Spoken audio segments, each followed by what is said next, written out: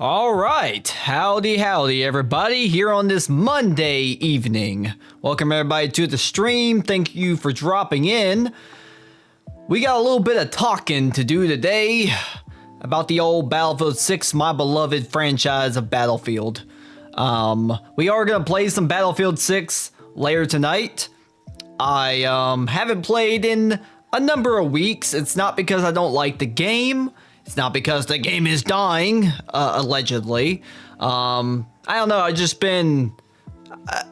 feel like I just don't get attached to games like I used to. Even if I like them, I don't find myself hyper-focusing on just one game for a long period of time. I used to when I was really young. I used to get attached to a game or a game franchise, and I would just tism lock in to that game or franchise for long periods of time. Back when I was a kid, there were so many periods of my life where I was hyper focused on just one game. There was Burnout, there was everything The Sims, there was Battlefield at one point. I mean, I was hyper locked into like Battlefield 3, not so much Battlefield 4. I've gone on record saying I don't like Battlefield 4, even when I've tried to replay it as an adult. I really just didn't like Battlefield 4. I tried to. Battlefield 4 was just not for me. I mean, I played a decent bit of it, but I just never really liked it. Does that make any sense? I like Battlefield Hardline more than I liked Battlefield 4. I know that's gonna get me fucking have my head cut off and put on a pike in front of God and everybody for saying that, but yeah, I like Battlefield Hardline more than I liked Battlefield 4.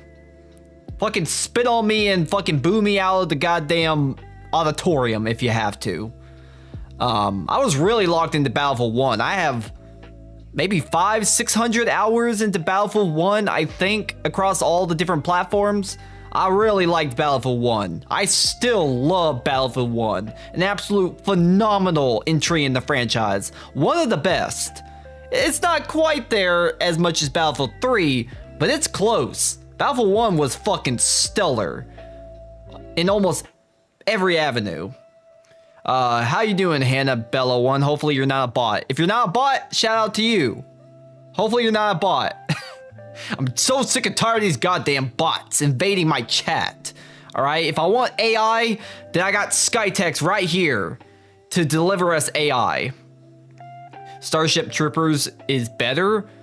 Man, you know, sometimes Skytex, I wish I had your brain. Because you hyper focus on a game and you fucking lock the goddamn hell into one game until the point where you make the game boring. I don't know how you do it. You will play one game and you will play the motherfucking hell out of that game until it is no longer fun for you to play anymore. Like, you're like me when I was a kid. Except you're much older than me. A lot older than me. A lot older than me. I just need to stress that. A lot older than me. But your brain works like me when I was a kid. Where you hyper focus on one game for fucking weeks on end. Me, I'm quickly switching around. I'm playing this, I'm playing that, I'm going over here playing that, I'm going over there playing that. I just can't focus on one game for too damn long, even if I like the game. It sucks. It actually really fucking sucks. I wish I had the ability to hyper focus on one game like I did when I was a child. Right? That's why you see me playing so many games from stream to stream, which I guess has some benefits because, you know, there's variety here. You don't come to my channel for just one game because let's say that all I played was Battlefield. I think I might attract like a Battlefield audience, but then some people might get a little bit bored. I don't know. It has its ups and downs. It has its positive and negative aspects of being ADHD when it comes to what games I play. I guess it has its benefits. Because, you know, you get a wide variety of different things you get to see on this channel. You get some PS2 games. You get some modern games. Like, you get a little bit of everything here. It's like the buffet, right? Not everything is good, but at least you get a wide swash of things to pick from.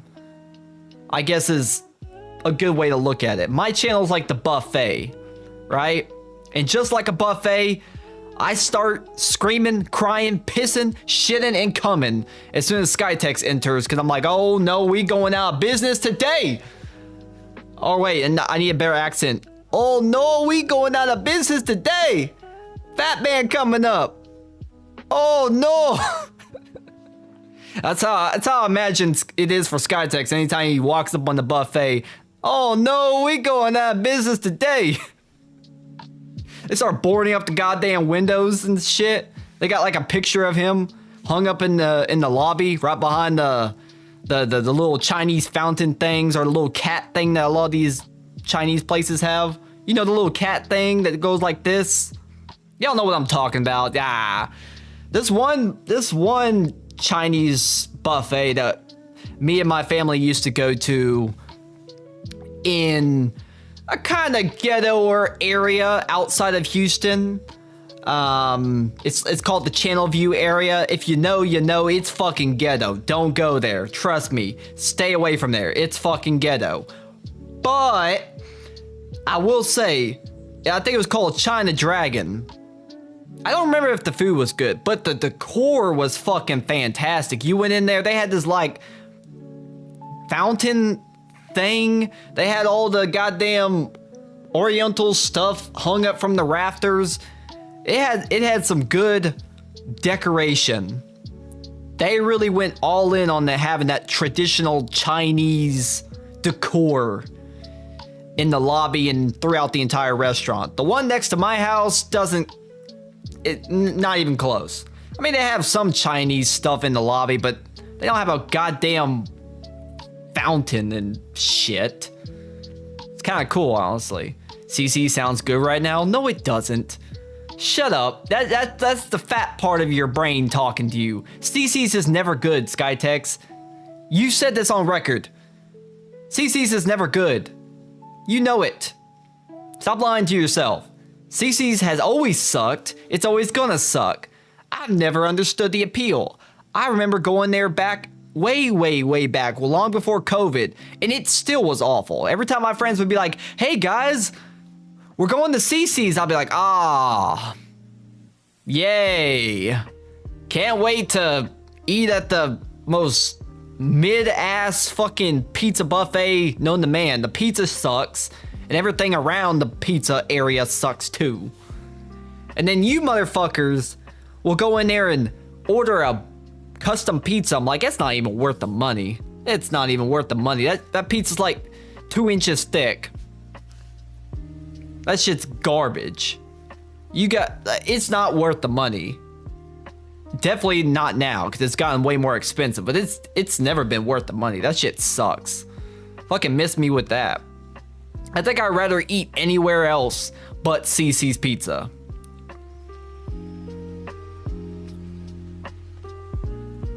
It's garbage. That CC's Pizza is worse than my university buffet. And I didn't even think that the university buffet was all that good. But I wasn't paying for it. Well, I was, but I wasn't, if that makes any sense. Because I had a meal plan. But I don't think I was paying for the meal plan. I think that was included in my scholarship I got to the university. Pretty sure did they pay me my meal plan? I can't remember if they did, actually. They paid for my housing costs in the dorms, but I don't remember if that included the meal plan. I think it did, since the meal plan was part of your housing. I don't fucking remember, honestly, to this day. I think the most I've ever ate at CC's was 27 slices. See, that would be impressive if it wasn't CC's Pizza. I think my all-time high score was, we had a pizza party in high school. So the teachers, obviously, because, you know, they got to pay out of pocket, as you later find out. No wonder we didn't have that many fucking parties in school. The teacher would go and get Little Caesar's Pizza. Because, you know, this was back when it was actually $5 a pizza. Not the $6 plus tax that it is now. So the teacher would get a bunch of Little Caesars pizza. I think one time I ate, I think it was 17 slices of pizza. I was like, you know what? The pizza's free. We don't get a lot of pizza parties. I'm gonna eat as much as humanly possible. And I did it. Was it worth it? I don't know. It was a little bit painful afterwards. That's a lot of pizza to be eating. And I was eating both the pizza and the crust. That was a lot of bread. I wasn't missing the crust. I always eat the crust. I'm not one of those weirdos that sits there and eats the pizza and then throws the crust away.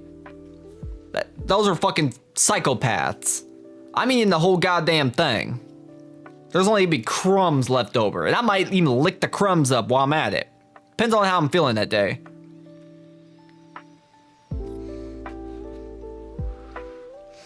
So, how do I get onto the topic of pizza? Oh yeah, I was talking about buffets. And then from there, I was talking about my channel. So this is how the Tism brain works. I get off on such a tangent, I don't even remember where the tangent started. Like, I go down a fork in the road, and I don't even remember where the fork in the road was, and how I ended up in fucking Kansas. Mark tried to challenge me to an eating contest with chicken nuggets. Now he doesn't really like nuggets. He should have known he was gonna lose that challenge. Has he looked at you lately?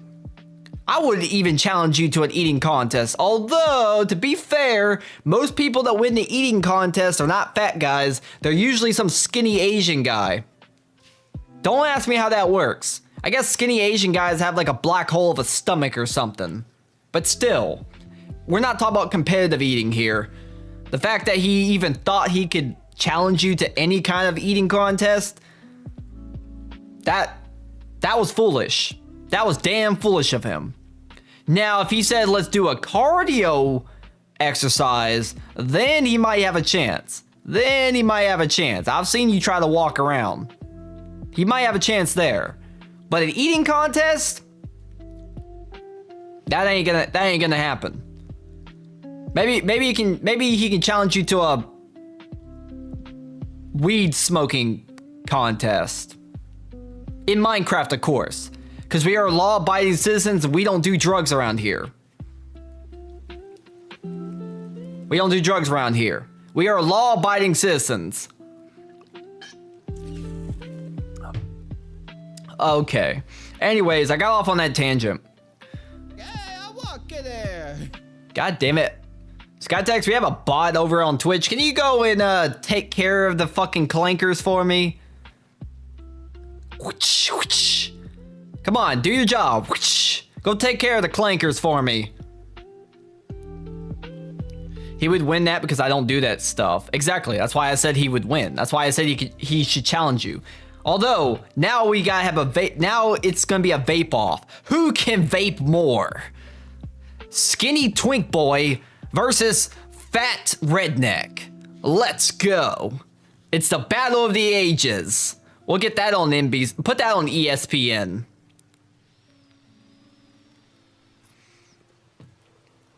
Actually, that gives me an idea. If I had Sora AI, I think of really funny. You know how we were watching those clips in that one Tism Thursday of the stupid Olympic contests?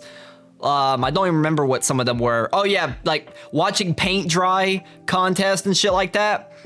Somebody needs to type into Sora AI, if it already hasn't been done, Olympic vaping contest. I would love to see what that spits out. Because the paint drying one and the other dumb sports that they created were pretty damn funny. So I would love to see an AI do something with that. That would be fun. Thank you for banning the clanker. Get these goddamn clankers out of here. I don't know why the clankers will waste time on my channel. Come on, bro. I might be stupid. I might be retarded. I might be having an extra couple chromosomes in the chamber. But I ain't that stupid. Okay? I'm not that stupid. I'm slightly educated. My brain do worky a little bit sometimes. 6 days of the week. 2 days of the week. Okay, maybe 1 day a week. But you're just splitting hairs at that point. Twitch mobile is AIDS. Yeah, I can kind of agree. It's mostly just the fucking ads. Didn't I talk about on Autism Thursday that they're probably gonna be adding ads on Kick, or did I skip that story? I couldn't remember if I actually talked about that or not. I know it was in my notes for one of the Autism Thursdays, but I don't actually remember if I skipped that topic or if we talked about it. It doesn't ring bells. I know I wrote it down.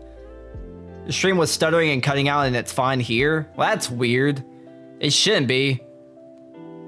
It might be your internet though, because honestly, Twitch, I don't have encoding and stuff. You skipped that? Okay. I couldn't remember if I did, but suffice to say, apparently there's the chances that Kick will add ads in the future, which is kind of AIDS.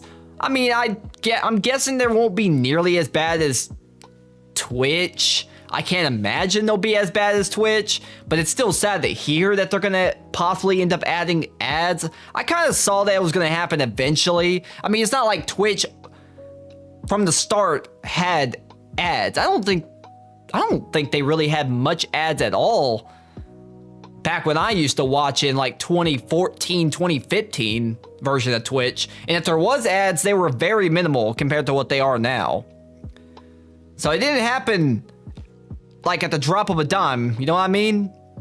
It took some time for them to get to the point that they're at now where they're actual AIDS and cancer to deal with. It took some time to get there. It was a slow progression. So I'm not really surprised that Kick is gonna have ads, but it's still sad to hear. Still sad to hear. We'll have to see who's gonna actually sign on and do ads with them, because I know Kick is kind of controversial. So they might take on some of the more as long as they don't start turning into fucking porn ads, or the type of ads you get on porn sites, then I guess it'll be fine, because I don't want to know about hot single moms in my area. Trust me, they don't want me. I don't even want me. So they definitely don't want me. No, I don't want to grow 3 inches in 3 days.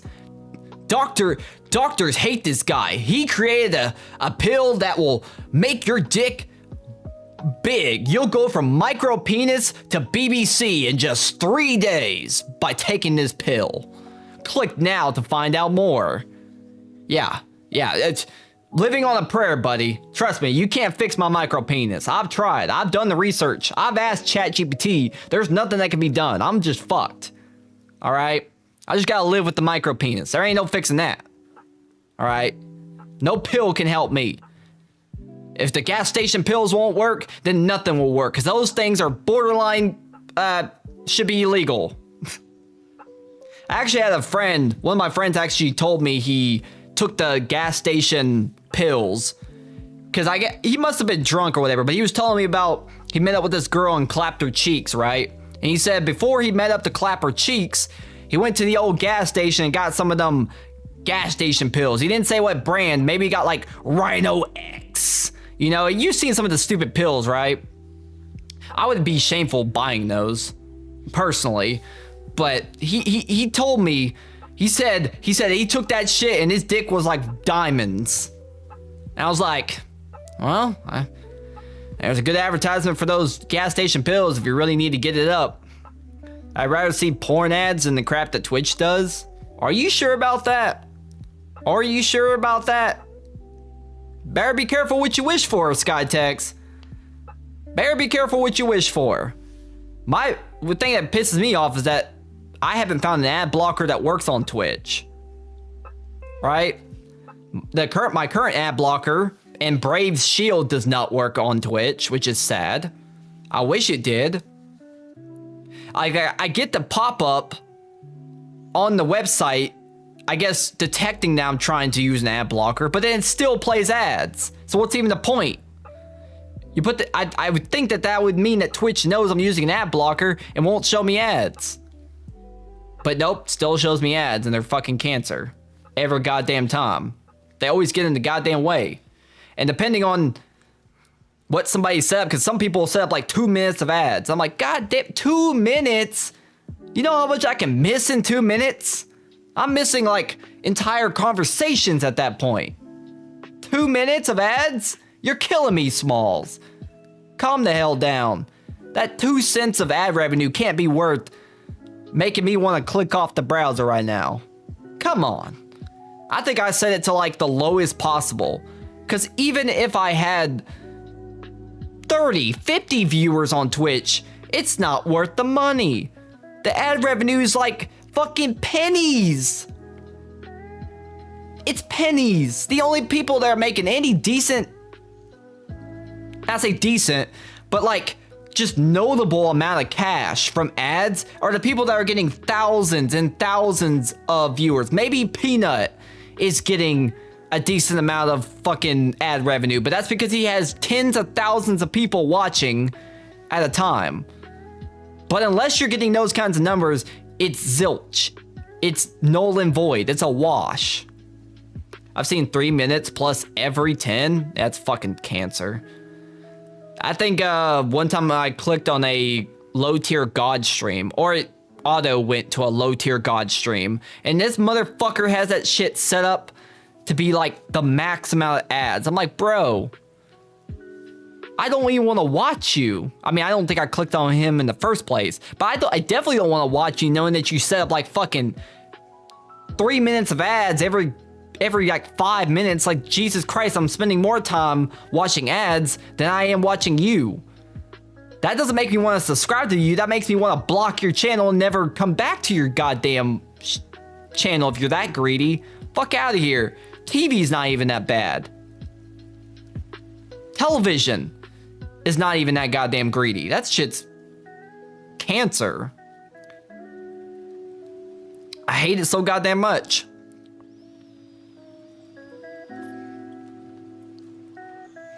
I'm not gonna buy Twitch Turbo because I don't watch a lot of stuff on Twitch. I mostly watch YouTube. If you're not streaming on YouTube, I'm most likely not gonna watch you, and I might not watch you for long.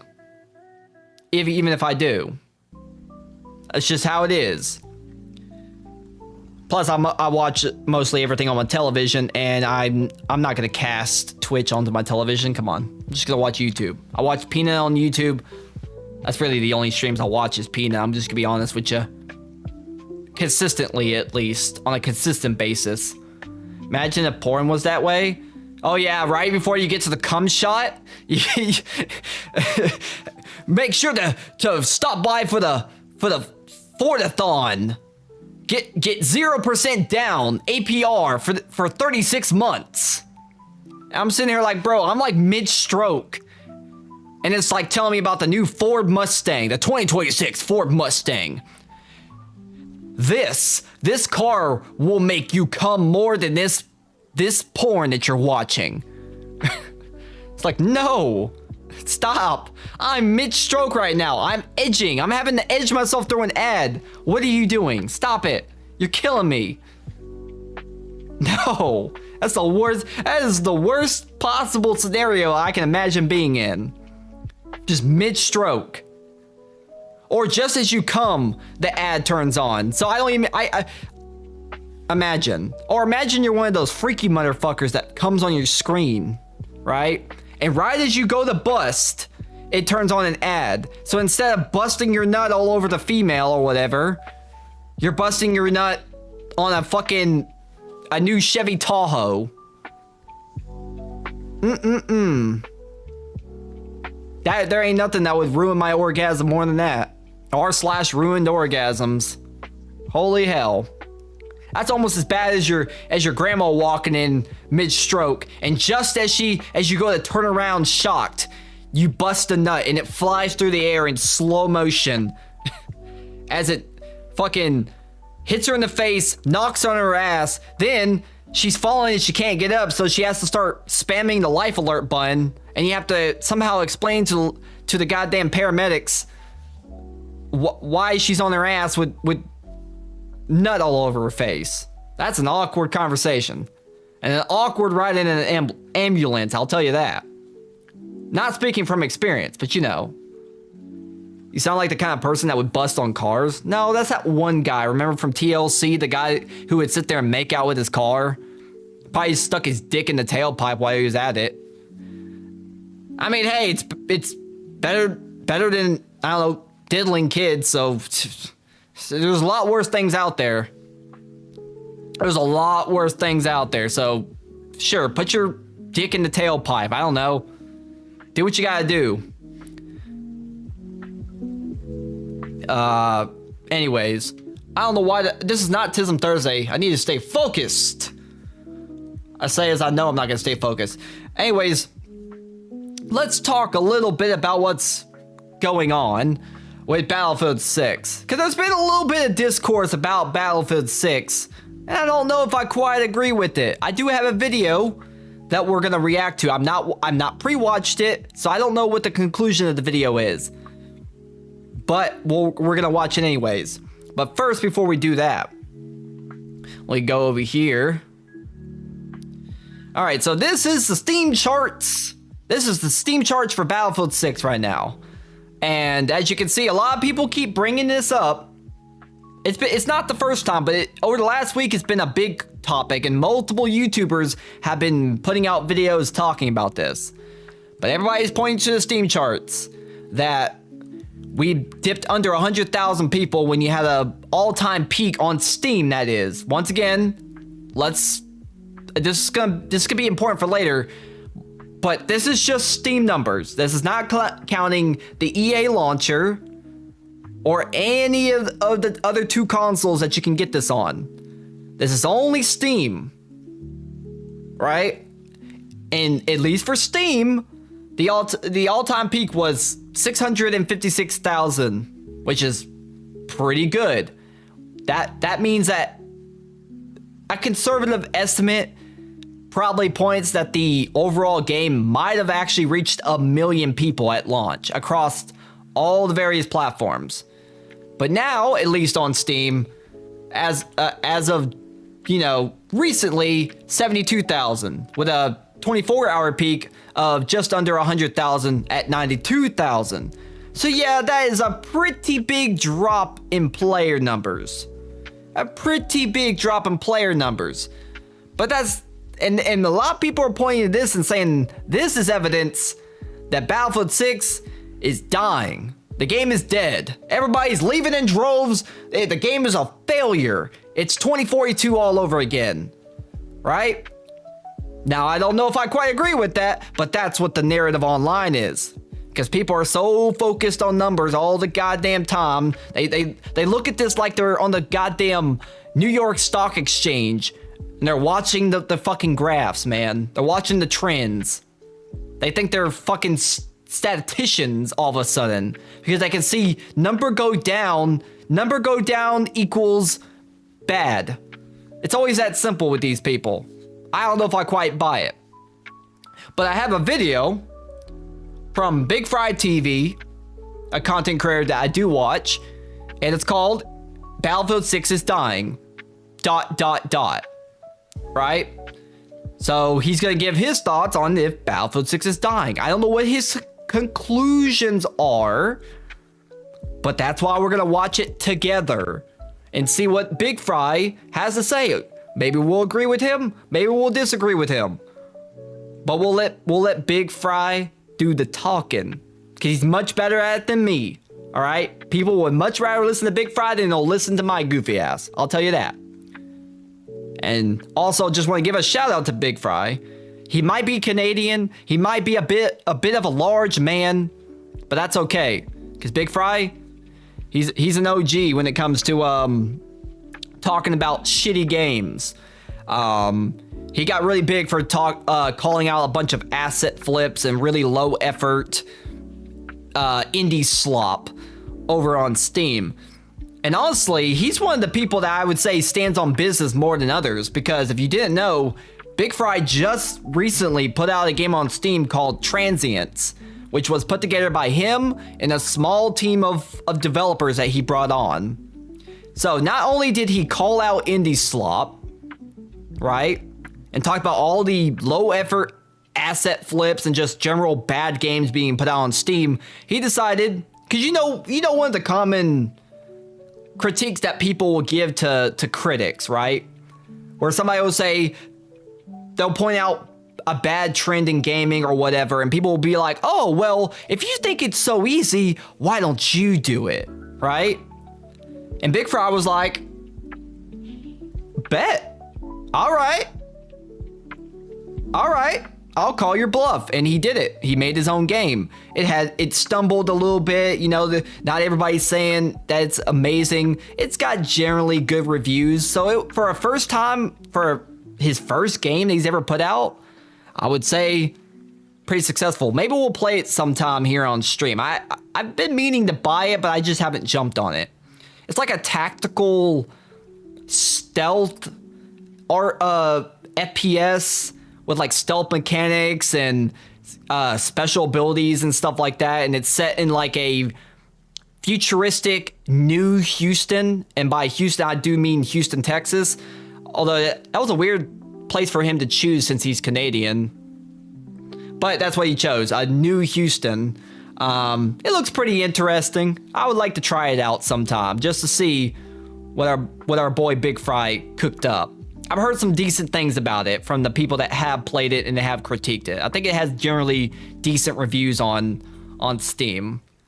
So, yeah, shout out to Big Fry. Shout out to Big Fry. But let's check out his video about Battlefield 6 and if it's dying, and let's see what he has to say. All right, let's see. If you were to look around the internet, you would think that Battlefield 6 has been a complete flop. Countless videos from content creators saying Battlefield is a fucking disaster. Why Battlefield 6 failed. Hell, you even have Jack Frags chiming in saying it desperately needs a wake-up call. And yeah, when somebody like Jack Frags, there's a couple of people in the Battlefield community that when they say something, people's ears usually perk up because they're the more reputable voices in the community. Jack Frags is definitely one of them. I mean, Jack Frags, I've been watching Jack Frags since Battlefield 3. Same thing with Level Cap Gaming, Matimio. These are some of the people that I was originally watching for Battlefield 3 content. There was also Rival X Factor. I've talked about him. He kind of gets on my nerves because he talks nothing but negative about the game, but then he tries to spin it like, oh, I just want the best for Battlefield. I'm just like, bro, every time you're talking about the game on Twitter, you're fucking bitching about it. You're like an old man yelling at clouds. I know he's a little old, but still, man. He makes the game seem like it's the worst thing ever. Maybe the game just doesn't jive with your Rival X Factor. It's not that big a deal, man. But anyways, yeah, Jack Frags is one of the fucking OGs, man. So when he says something about Battlefield, people tend to listen, and for good reason. He's usually pretty nuanced. He's not an overly negative type guy. He usually tries to see the good in games. He doesn't usually outright trash games. Although you could probably argue that makes him a bit of a fence sitter, but I'm going to be honest, when you're in a position that he and Level Cap are, I don't really blame them, because if they were overly negative, they might never get invited to any events, because a lot of game developers are little fucking boohoo ass babies, and they can't fathom that a content creator might criticize their games, and they take that as like a slight against them and will basically blacklist them just for simply giving their honest opinions about things. Which any developers that do that, y'all bitches do better. Okay? You should still invite these people. If anything, that should entice you to want to prove them wrong, if anything. Now, if somebody's just being an absolute asshat, I can kind of see. But if somebody's just criticizing your game, it's like, get over it, buddy. Not everybody's going to like your game. And your games are usually not perfect. Especially Battlefield games, they are never perfect. They have never been perfect. They're never gonna be perfect. They usually have a lot of technical issues and stuff. Battlefield 6 is done way better than a lot of other Battlefield games historically when it comes to just not being completely broken. But even Battlefield 6 was not perfect at launch. Spread issues. There's still netcode issues. And I'm sure that by the time Battlefield 6 is done and over with and they stop supporting the game, it's going to look a lot different than it did when it launched. That's usually how it goes with Battlefield games. They usually change completely from beginning to end. I think Battlefield 3 is the only game that I can remember in the series that didn't completely change in numerous ways. They balanced things and whatnot, but Battlefield 3 at launch was still mostly Battlefield 3, the same Battlefield by the time that it was over. Battlefield 4 completely changed. Battlefield 1 even had complete swaths of changes and mechanics added. 2042, I mean, for fuck's sakes, they basically had to rebuild the whole goddamn game because they fucked up so bad. Battlefield 5 went through multiple massive changes over the course of its entire lifespan. So Battlefield 6 is probably going to be no different. When we look at the player numbers, I mean, look, I'm not going to lie and say that 118,000, 24-hour peak is bad. But when you compare it to an all-time peak, and granted these are just the Steam numbers, of just Steam numbers. 47,000 at the time. Why is his stuff what charts is he looking at? Why is my charts different? That's weird. Why do I have different? Is this like, oh, it must be a different website. Is he using, oh, he's using SteamDB. But isn't this derived from SteamDB? That's weird. Why does SteamDB show over 700,000, but Steam Charts only shows a little bit over 650,000? That's weird. I wonder why there's a difference in the reporting of the numbers. Because that's a big swing. That's over 100. That's like almost 100,000 player difference between Steam Charts and SteamDB. That's weird. That's odd. Huh.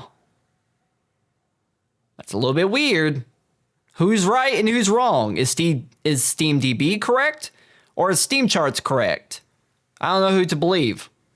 Cause that's not like within like the margin of error. That's a pretty big swing. That's weird. Of launch 3 months ago, it's a significant drop. Battlefield has lost over 80% of their player base. At launch, it was all sunshine and rainbows. And don't get me wrong, I still enjoy playing Battlefield 6. Yeah, it's a good game. Every creator under the sun is weighing in with their opinions as to why this is happening, why Battlefield is losing players hand over fist. So in this video, I want to talk about what I think failed and why I don't think there is a reasonable way for Battlefield 6 to recover in a timely enough fashion to where they're not going to be bleeding even further. That's a little. So he's already saying right off the rip that he doesn't really think that there's a possibility that they can actually fix the game to where they can get back to those original numbers. That's interesting. I'm curious to see what his reasoning is for that. I mean, I guess technically it's pretty much impossible unless there was a miracle that they could go from 100,000 people back up to over 700,000 people. I don't think I've seen many game, or any game for that matter, able to do that big of a recovery. That's massive. Bringing back 600,000 people to your game, that's a large ask. That's a large ask, especially in today's gaming landscape where there's new games, especially multiplayer and live servers that are coming out every single week. There's so many games calling for gamers' attention these days that it's a pretty large ask to get 600,000 people to jump back into your game. It's not impossible, but it's a very hard feat to try to do, right? Like, this would be a top tier platinum trophy if this was on the PlayStation Network. That shit's very hard to do. I don't know if any game's ever done it. There's been games that have had recoveries. There's games that have had redemption arcs, like No Man's Sky. But if we look at No Man's Sky, let's look at No Man's Sky and see how much they recovered. I'm actually curious to see what kind of recovery they made. Like, if you see here, they had an all-time peak of 212,000. You can see here in the historic data. Let's just focus in on here. So it launched at 212,000. Then it dipped really hard down to sometimes as low as 2,000. Then it was like, you know, under 10,000, sometimes under 2,000 for the longest time. Had a small little increase to 19,000. I think this must have been one of their first updates, maybe. And then you kind of zoom out. We got a big jump right here in 2018 up to almost 100,000. Then it dipped back down under 10,000. These are obviously all their big content updates, but then it dipped back up to 61,000. This is probably going to be one of their biggest jumps because this is at least up to like 50% of their all-time peaks. That's not bad. Let's see. Had another big jump here at 61,000. Up to 30-something thousand, 30-something thousand. They got up to 40,000 here. 34,000. 54,000. I don't see any jumps quite as big as that one. Well, no, there was August of 2025, they got up to 110,000. So that was a pretty big recovery, but they didn't get back to their all-time peak. You're never going to get back to that. So I guess the criteria that I would say Battlefield 6 has recovered would be if they can maybe get to like 300,000. That would be kind of reasonable. Because No Man's Sky is one of the biggest redemption arcs of all time. One of. If there's a bigger one out there, then be sure to tell me. Because I don't know if I've seen a redemption arc like this. This was a big one. So Battlefield 6 can't do it either. If No Man's Sky can't do it, and they literally had to win back free will. Or free will? Goodwill. Free will. Before we get into it, make sure you guys subscribe to not only my second Yeah, subscribe to Big Fry. Brand new Good content creator. Called Untapped, where I dive into the good, the bad, and the downright greedy when it comes to the industry of tabletop. From Magic the Gathering. Oh, I didn't even know I didn't know he had a another channel. I mean, if you're into tabletop games, I guess go look at his third channel. I didn't know he even had another channel for tabletop gaming. That's not really my thing, but you know, I know some people are really into that niche. Gathering, Dungeons and Dragons, and everything in between. My name is Big Fry, and it's time to start calling a spade a fucking spade.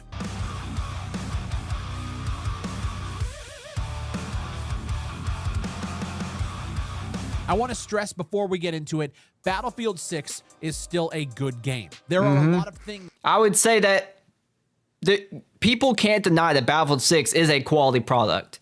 It didn't have all the technical issues that Battlefield games usually have. It's solid. A lot of people say that it played it safe. And yes, 100% Battlefield 6 played it safe. They knew after what happened with 2042, there was no room in this franchise for another fuck up. Battlefield 5 was a flop. Battlefield 2042 was a fucking disaster. DEFCON 1 levels of disaster for EA, DICE, and the entire franchise. So they definitely didn't have no room for error. So they played it maybe almost to a negative degree. They played it safe. They gave us pretty much just standard level of what we were wanting, but they didn't really go anywhere above and beyond. Right? But regardless of that, it's a quality product. It's a quality shooter. I do have fun playing it. The maps could be better.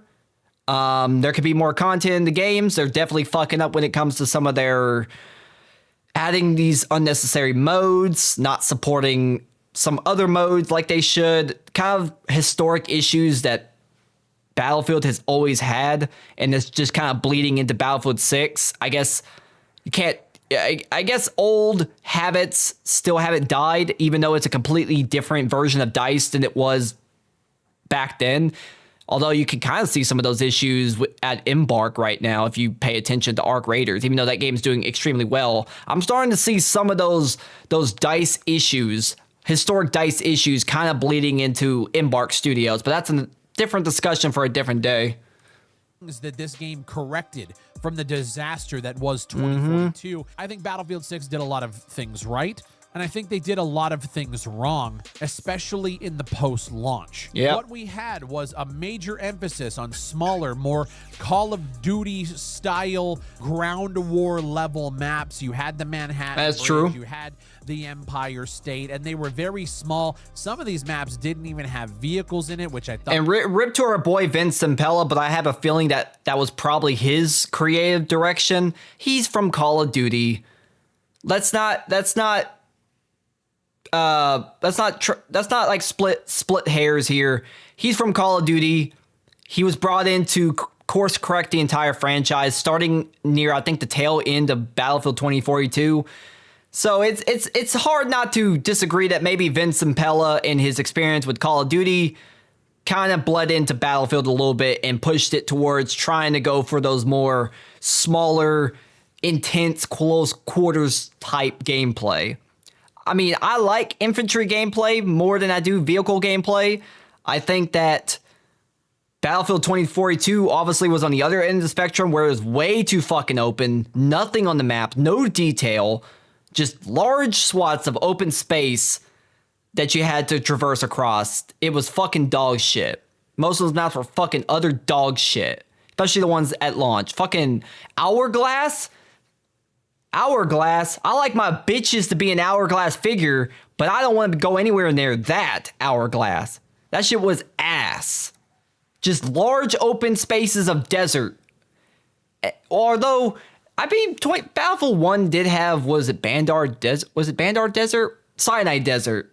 I always get that name wrong. Sinai Desert. But for some reason, Sinai Desert did not feel nearly as bad as Hourglass.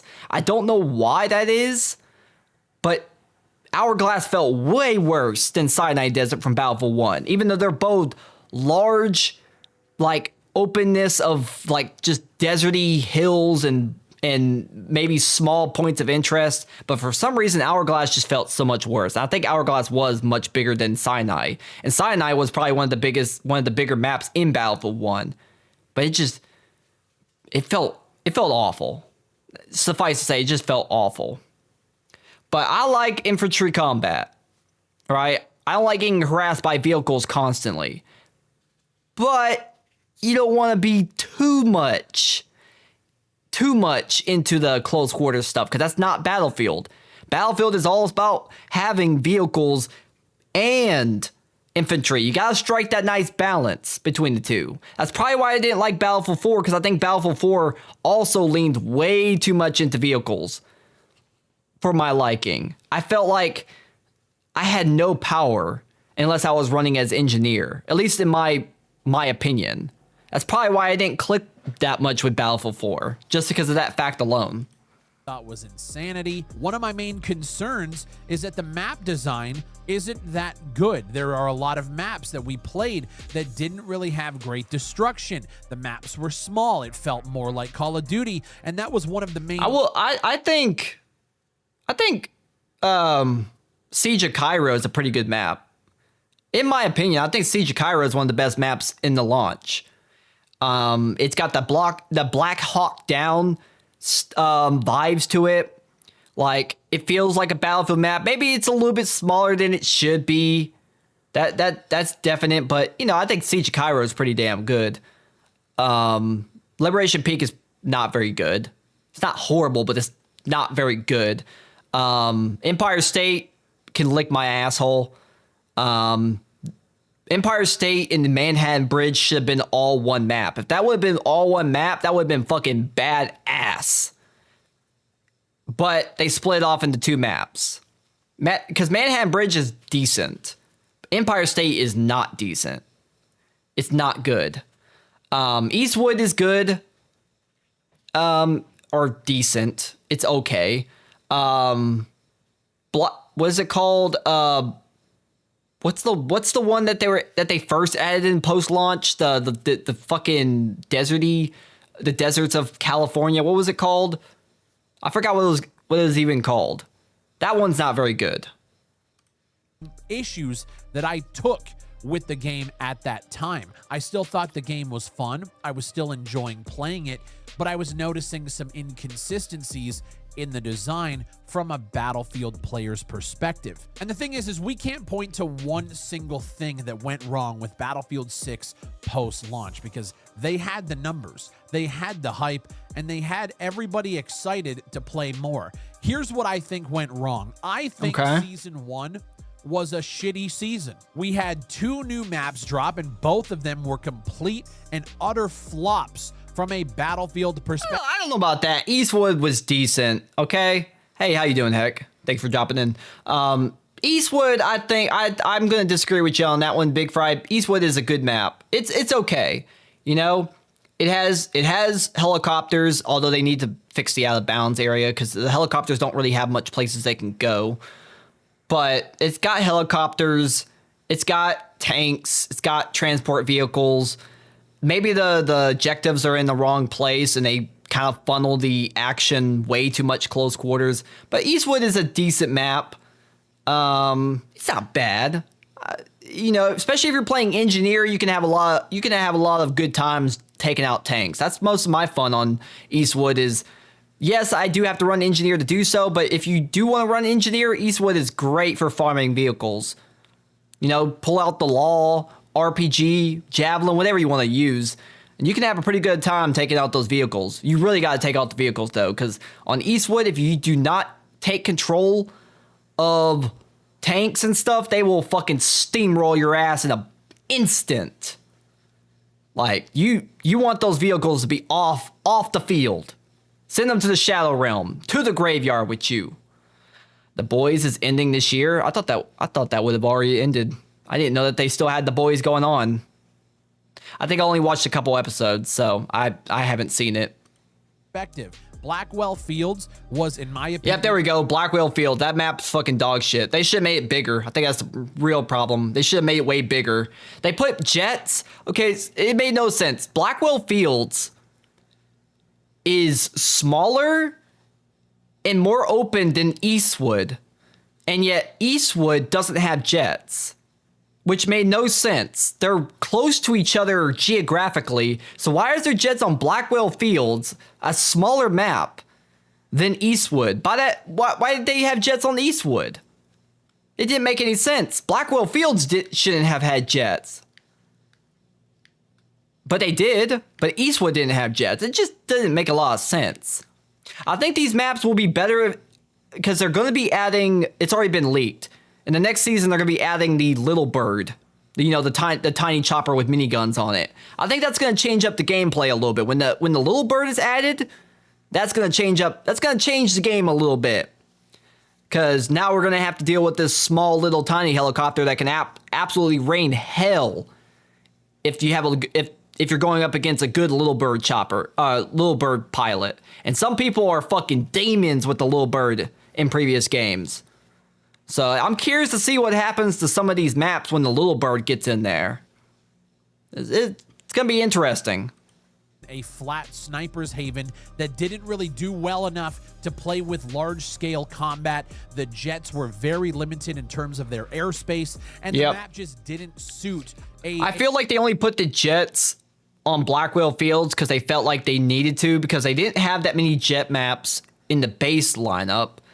So they felt like they had to find a way to allow jets. But I just don't understand why they put jets on Blackwell Fields. Why did they put it on Eastwood? What's the technical reasons as to why they didn't allow jets on Eastwood? Eastwood's bigger. It has more places for jets to hide behind with the little mountains in the background. I don't get it. Some of their decisions are a little bit odd, to say the least. A combined arms game flow, much like a lot of the maps that we had at launch. Everybody was saying that the game is good, but we need to get to that Battlefield feel. We need those large maps. We need bigger fucking areas of play. We didn't get that with Blackwell Fields. Nope, you did not. We also didn't get that with Eastwood. And a matter of fact, Eastwood just felt like they took a segment of the Red Sec map and just cut it up, changed some things around a little bit, and that's that. Well, yes and no. Technically, Eastwood is not a part of Red Sec. There is an area of the Red Sec map that looks close-ish to Eastwood, but it's not copy and paste. There is a golf field with like a neighborhood, but it's not one-to-one, right? Call of Duty is pretty notorious for doing that. Like one-to-one, they take areas of their Battle Royale map and turn them into maps. I'm not saying that that's necessarily a bad thing to do. I mean, you made the map already. You might as well. But the worst part is that in Portal, people have done they've taken that Eastwood-like section from the RedSec map and made it into a Conquest map, and it was actually better because it was bigger, more open, more Battlefield-like. So it's almost kind of a detriment that they did go through the effort of creating an original map instead of just taking that section of the RedSec map. Really, they should be using every section of that RedSec map as separate maps. There's some really cool sections of the RedSec map that would be awesome as Conquest maps. And people in Portal have already done it. There's something called Port of Linden? Or no, Gulf of Linden. And it's like Battlefield. You have like a beach landing that they created. It's wide, it's open, it's got little pockets of action, but it's still spread open enough where you can have vehicles and stuff going at it. It's fucking awesome. There's also like a big mall, or like a mall-like section of the RedSec map that's really awesome to fight in. There's like a downtown area that's really awesome to fight in as a Conquest map. So honestly, they should have just copy and pasted those sections. I guess that would create way too many California maps, and that might be a problem, but at this point, just give us content. I don't even care. It's free real estate. Come on, it's literally free real estate. You like that? It's a fucking SteelSeries 7P headset, but I have a custom... custom cushions from Wicked Cushions, not sponsored. But I got like custom cushions from Wicked Cushions. So that's why they have like this 70s like retro design on them. They're also they're better than the stock cushions because they have like a cooling sensation a little bit when you put them on. They're a little bit more ventilated. They don't get as hot on my head. The stock ones would get really uncomfortable after a while. My ears would actually start hurting.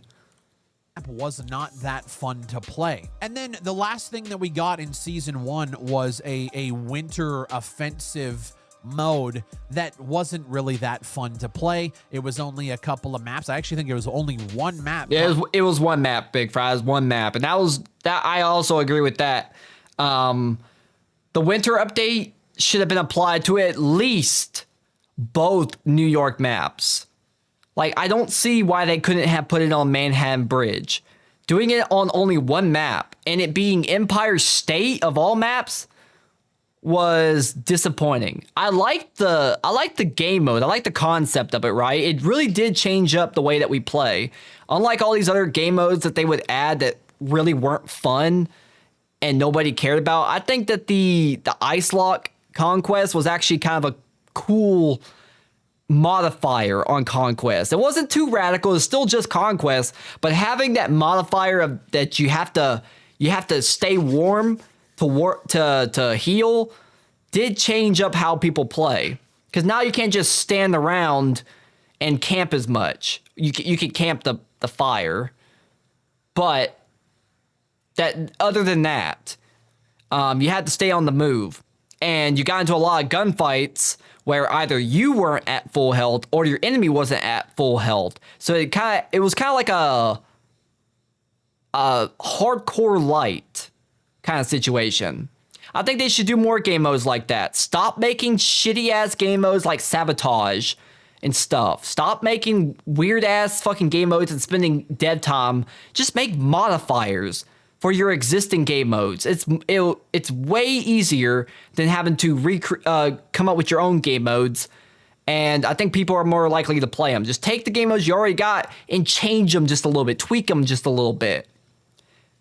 That would be much more preferable. Stop wasting time on these game modes that people don't want to play. It's wasting dev time. Ice Lock was familiar but different. But the fact that they only put it on Empire State was a problem. Manhattan Bridge, there was no reason why they shouldn't have, why they didn't do it on that map as well. They're both New York maps. It just would have made sense. That was a flub. I get that it's a limited time thing for the holidays, but still, would have been cooler. Covered in snow. No pun intended. It was kind of a half-ass little like Christmas event. Whatever, not a big deal. So season 1, I think, was an utter shit show. And what we realized after the launch... I don't know about a shit show. It's the fact that we got content that soon after launch is kind of at least a positive. Usually DICE takes way too long to start their post-launch content, especially ever since they did live service.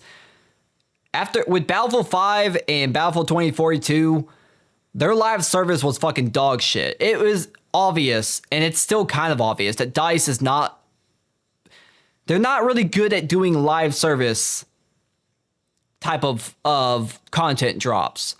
For so many years, they did the map pack. You know, the thing where, 4 months after launch, you get like a big old content drop of a bunch of weapons, a bunch of maps, all at the same time.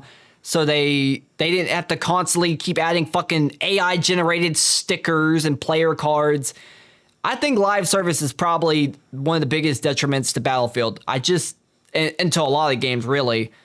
Live service is fucking ass. I would honestly rather just go back to paying for the fucking map packs. Honestly. Because, man, when you did get those map packs in Battlefield 1, it was fucking awesome. You get this massive content, like 3-4 maps, a bunch of weapons. And because they had more time to put everything together, because they didn't have to focus on fucking AI-generated stickers and shit, the content was just better. Okay? It was just better. Live service is a fucking... It's a... What's the word? A false? Or I don't know what the word is. It's ruining the game is all I'm trying to say. On top of that is the grind to be able to level up these weapons, get the camos, get the attachments, get all of the stuff unlocked was all tied through challenges, which were, I'll be honest, not that fun to grind. Those challenges were bullshit. With a bunch of tasks that you had to get done, it didn't. I'm never gonna fucking get over the fact that they thought that it was reasonable to ask people to do, what was it, 100, 150? I can't remember. It was like 100. It was like 100 or more headshots at over 200 meters with a sniper rifle. Who the fuck tested that? Who tested that? Who looked at that and was like, yeah, that's reasonable to unlock one gun. Yep, that makes sense. Yep. Ship it. Put it out. Put it in the game. This is reasonable. Yeah, that shit was fucking stupid. DICE has never really been good at adding challenges to their games. Even as far back as Battlefield 3, their challenges were fucking annoying to unlock some of these new weapons in the DLCs. Like, they would ruin the game for like weeks. Like, one of them was getting kills on infantry with an RPG. So you would have entire lobbies on the Close Quarters DLC, because this was for the Close Quarters DLC. I don't remember which weapon it was. I think it might have been to get the MP5K, but don't quote me on that. But you would have entire lobbies on these small-ass Close Quarters maps of people just firing RPGs at people's feet. Now, it was fun, I'm not going to lie, but it was so, like, antithetical to Battlefield. And then there was one where you had to get a kill with an EOD bot. An EOD bot is not meant to kill people. It's meant to go up to a tank and kill, or to arm and disarm objectives from afar. And you had to get a kill with it to get a weapon? It sounds funny. It sounds fun in concept, but in practice, it fucking sucked ass. I ended up cheating in a private server with some other people where we boosted essentially to get the challenge done, because it was bullshit. DICE is terrible at challenges, man. I think there's still challenges in Battlefield 1 that I never actually completed in order to unlock the perks. There's still challenges I've not completed in Battlefield 1 because they're not fun to do.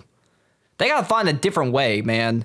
I think Battlefield Hardline had the best progression system in the entire franchise, and I will die on that hill.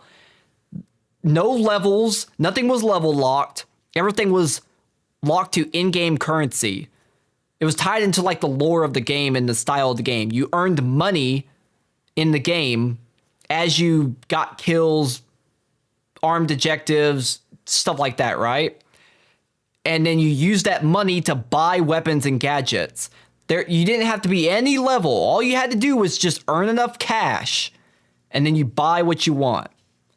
Bring that back. That was a good system. Way better than this current system.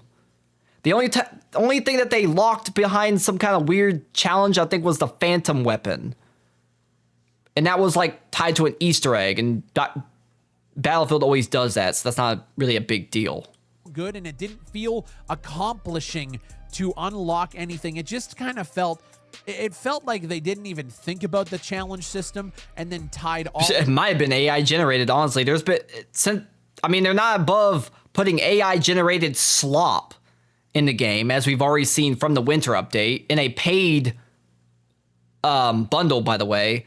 So I wouldn't doubt if they're just going to ChatGPT and be like, generate me a challenge for sniper rifles in order to unlock another sniper rifle. And then they just copy and paste it into the code. Of the progression of you, your character, your gear behind said challenges, and it turned so many people off. So not only did we have a grindy fucking challenge system that, in my opinion, provided no benefit outside of just progression locking and time locking content, we had a terrible season 1 showing with both of the maps not being what we as Battlefield players wanted to be. And while all of that is going on, we also see the drop of RedSec, which, in my opinion, from somebody... I don't have any problem with the RedSec mode, but I'm going to be honest, it was firstly unneeded because I really don't think that Battlefield needs a Battle Royale. They tried it before. It was a failure, although that's because it was tied to Battlefield 5, which itself was a failure, and you had to have Battlefield 5 to even play Firestorm. So, a lot of compounding problems there. But they also released it way too early. They should have let it cook a little bit longer. Maybe wait like 4 months, or wait until after the holidays when the natural dip in players would have happened regardless, and then launch it. But they really wanted to jump on the free-to-play. I don't think Battlefield needed it, honestly. Just let the game speak for itself. I don't think people that are going to play RedSec are even going to play Battlefield multiplayer. I don't think there might be some overlap, but I don't think there's a big enough overlap that it made financial sense to go through with this. Because people who are going to jump into the free-to-play Battle Royale probably don't even want to play the main multiplayer at all. They probably have no interest. And maybe at the end of the day, it doesn't really matter, because as long as people are playing Battlefield in a way and they're maybe buying cosmetics, then it's a win-win for them. But I think it's a way bigger difference than you saw with Call of Duty, because I could see people who play Warzone maybe wanting to play the regular 6v6 multiplayer, but I don't see the same with Battlefield. But I could be wrong on that. It's just my interpretation. That's just my thoughts. Who has played almost every Battle Royale ever, RedSec is kind of dog shit. There's a lot of odd design choices. I wouldn't say dog shit. Most people have said it's just kind of meh. You know, it's Warzone, but Battlefield. They played it safe like they did with the rest of the game. It doesn't really necessarily do anything different than Warzone, except for having the destruction angle and having tanks. That's pretty much the biggest difference. There's tanks and there's destruction, but it still has missions just like Warzone. It still has like calling in airstrikes on people just like Warzone. It has custom loadouts that you can call in from a crate just like Warzone. Although at least they didn't make it as much of the meta as Warzone does. It's pretty much Warzone. They probably could have done something a little bit different. I don't know what. I'm not a game designer. I can't tell you how I would have changed RedSec. I probably wouldn't have played it regardless. I just don't like Battle Royale games. It's not my thing. I've really never liked any Battle Royale games I've ever played. The few that I have played. So I don't think any changes could have made me want to play it. But for people who like Battle Royale, with as competitive as that space is, you really got to bring something different to the table. It's like the Extraction genre, which they tried to do an Extraction game or Extraction mode in 2042 and abandoned it instantly because it was bad. That's kind of a trend with Battlefield. They haven't learned their lesson. They try to jump on a trend, even if it's like a add-on game mode, and it's never good.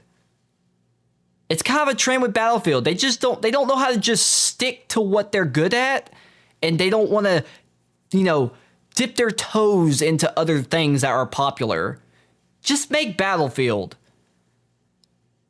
Just make Battlefield. The Battlefield players will come and play if you make a good game. I think Battlefield 1 is the only game where they just stuck strictly to Battlefield. They didn't try to do any weird shit. And then everything after Battlefield 1, they kept trying to jump on trends. Battle Royale with Battlefield 5. Extraction with 2042. And then Battle Royale again with Battlefield 6. Although they made that standalone and free versus their other forays into this bullshit. So they learned some of their lessons, but obviously not all the way.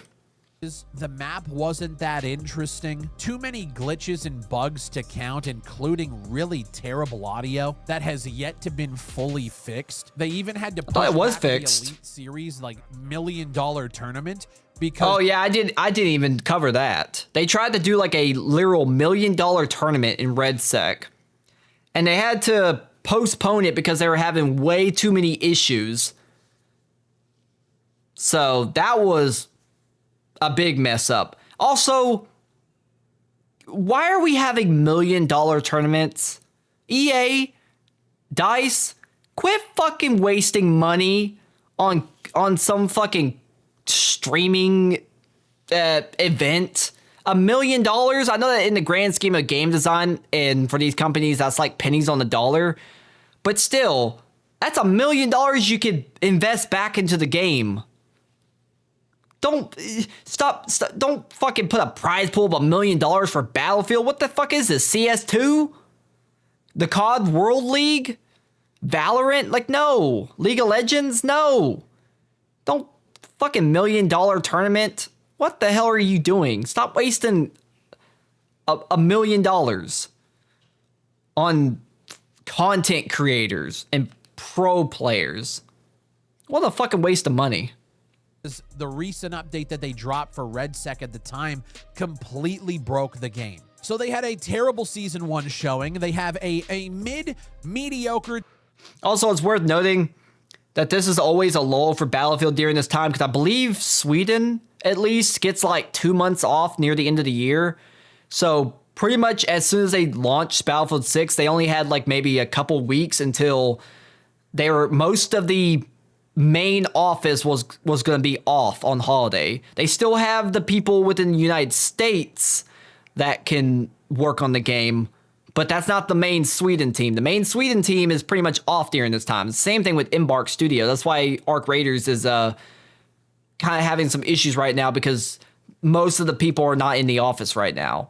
Sweden acts a lot different than the United States. You're lucky if you get Christmas off here in the United States. Over there, they give them the entire holiday fucking time off, the entirety of it.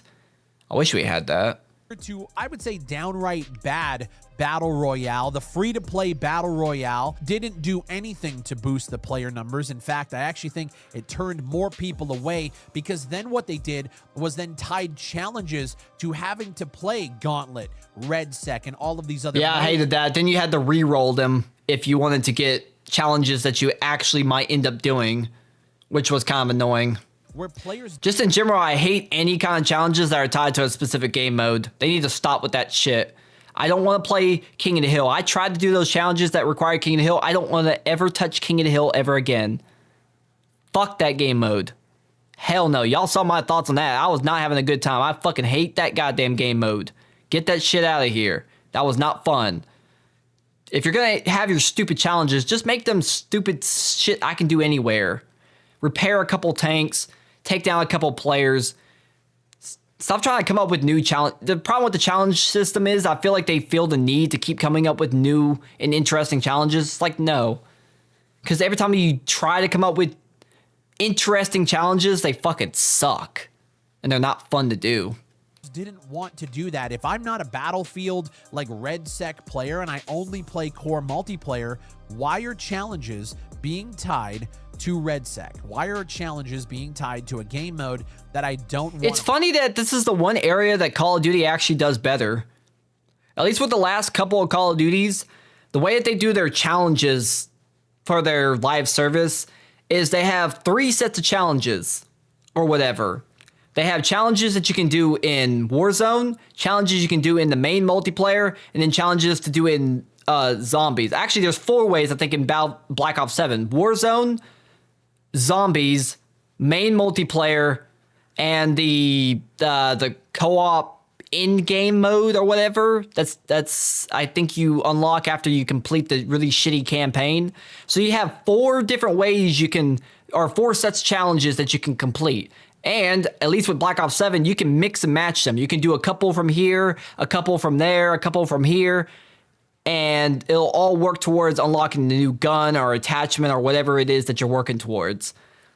That would be a way better way for Battlefield to do it. Have different sets of challenges. So if you don't want to touch a certain mode, then you don't have to. But if you do like a certain mode, then you can do that mode. What's up, Ray? What's up, Wade? YouTube?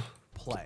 There you go. That was a major problem that turned people off as well. While all of this is going on, and again, this is all by design, by EA, they did all of those things. All of that Saudis was within their control. The one thing that wasn't within the control of Battlefield Studios was the release of Arc Raiders, which while all of that was going on, Arc Raiders came... I really hate when people say that Arc Raiders ate into Battlefield. I just don't think there's an overlap, man. I mean, yes, there's some people that were maybe playing Battlefield that were excited for Arc Raiders and they jumped ship, but they're not even the same game, like, at all. These are 2 completely different games. It's a third-person shooter. It's an extraction shooter. Right? Those are 2 big things. It's not a modern military shooter. It's completely different in every facet. Completely different games. There might be some overlap, but there's also a large swath of people that would never touch Battlefield that want to play Arc Raiders, and people that play Battlefield. Oh wait, people that play Battlefield that would never touch Arc Raiders, and people that play Arc Raiders that would never touch a game like Battlefield. They're not even the same game at all. Completely different games. Came out and not only ate Battlefield's lunch, they took everybody else's lunch and just threw it in the garbage. They were already feasting. Arc Raiders took over the internet. And don't worry, I have a story. I have some TISM material about Arc Raiders on the docket already. I feel very achieved. I think I've gotten most of TISM Thursday's topics already written down and noted, and it's only Monday. Versus last week where I felt like the news was kind of fucking little, if none, because of the holiday season. This week there's quite a lot of things to talk about. Hopefully Karis can actually join me this week so we can talk about them together, Karis. But rest assured, I've already gotten a lot of what I can talk about on TISM Thursday already prepared, and it's only Monday. So there's still time between now and Thursday that I can add even more. Even if I don't cover all the topics, it's good to at least have a lot of stuff written down just as potential, you know? Last week, I really felt like I was just, what's the word? Clawing at scraps.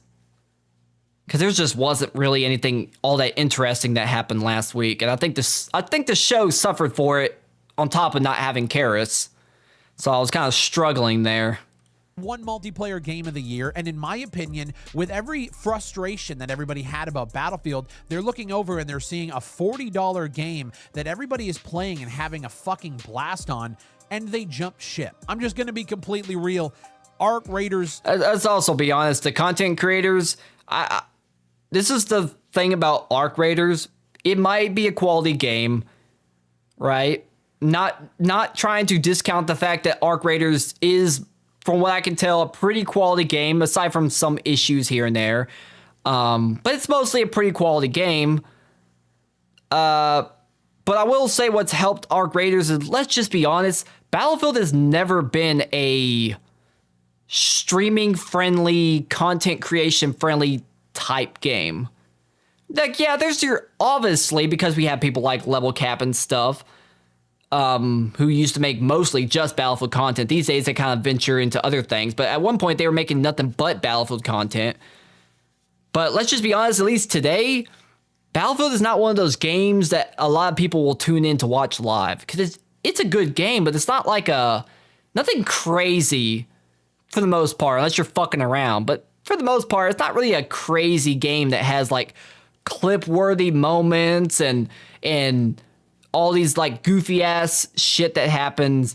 Arc Raiders is totally opposite, because just of the nature of it being a extraction shooter, PvP, PvE with proximity chat. There's all kinds of shit that happens in fucking Arc Raiders that is worthy of being clipped, worthy of being streamed live. It has a lot more room for just camaraderie and fun moments. Battlefield doesn't really have that. So Arc Raiders being so stream friendly helps it in the long run. I mean, just look at Peanut's streams, man. If anything, Peanut's probably really propped up Arc Raiders. I don't think he's the only one. I'm not going to give him full credit, but let's not gloss over the fact that Peanut's probably helped the game a lot, just from his entertainment value alone on this game, right? It's kind of a symbiotic relationship. It's helped propel him into being like a massive star now, and at the same time, he's also promoted the game a lot just from his funny moments. So that definitely hurts Battlefield, because I mean, not a lot of people watch Battlefield streams. It is what it is, which kind of sucks because I like Battlefield, but people don't really tune into Battlefield streams. People will tune into Arc Raider streams though, because there's just so much more potential for dumb shit to happen, especially if you're an entertaining streamer unlike me. Took a chunk out of every single game, and Battlefield 6 at the time couldn't afford that chunk because they had nothing on the back end to bring people back. They not only didn't have anything to bring people back, they had nothing to hold people. The challenge system is fucking terrible. The maps that you're dropping are not true Battlefield maps. They're glorified ground war Call of Duty maps at best. And the bugs and the issues that the game had going through Season 1 still are getting fixed, but some of them are still persistent. It's still so much better than the usual Battlefield launch. Yes, it's got issues, and we're not going to forget that.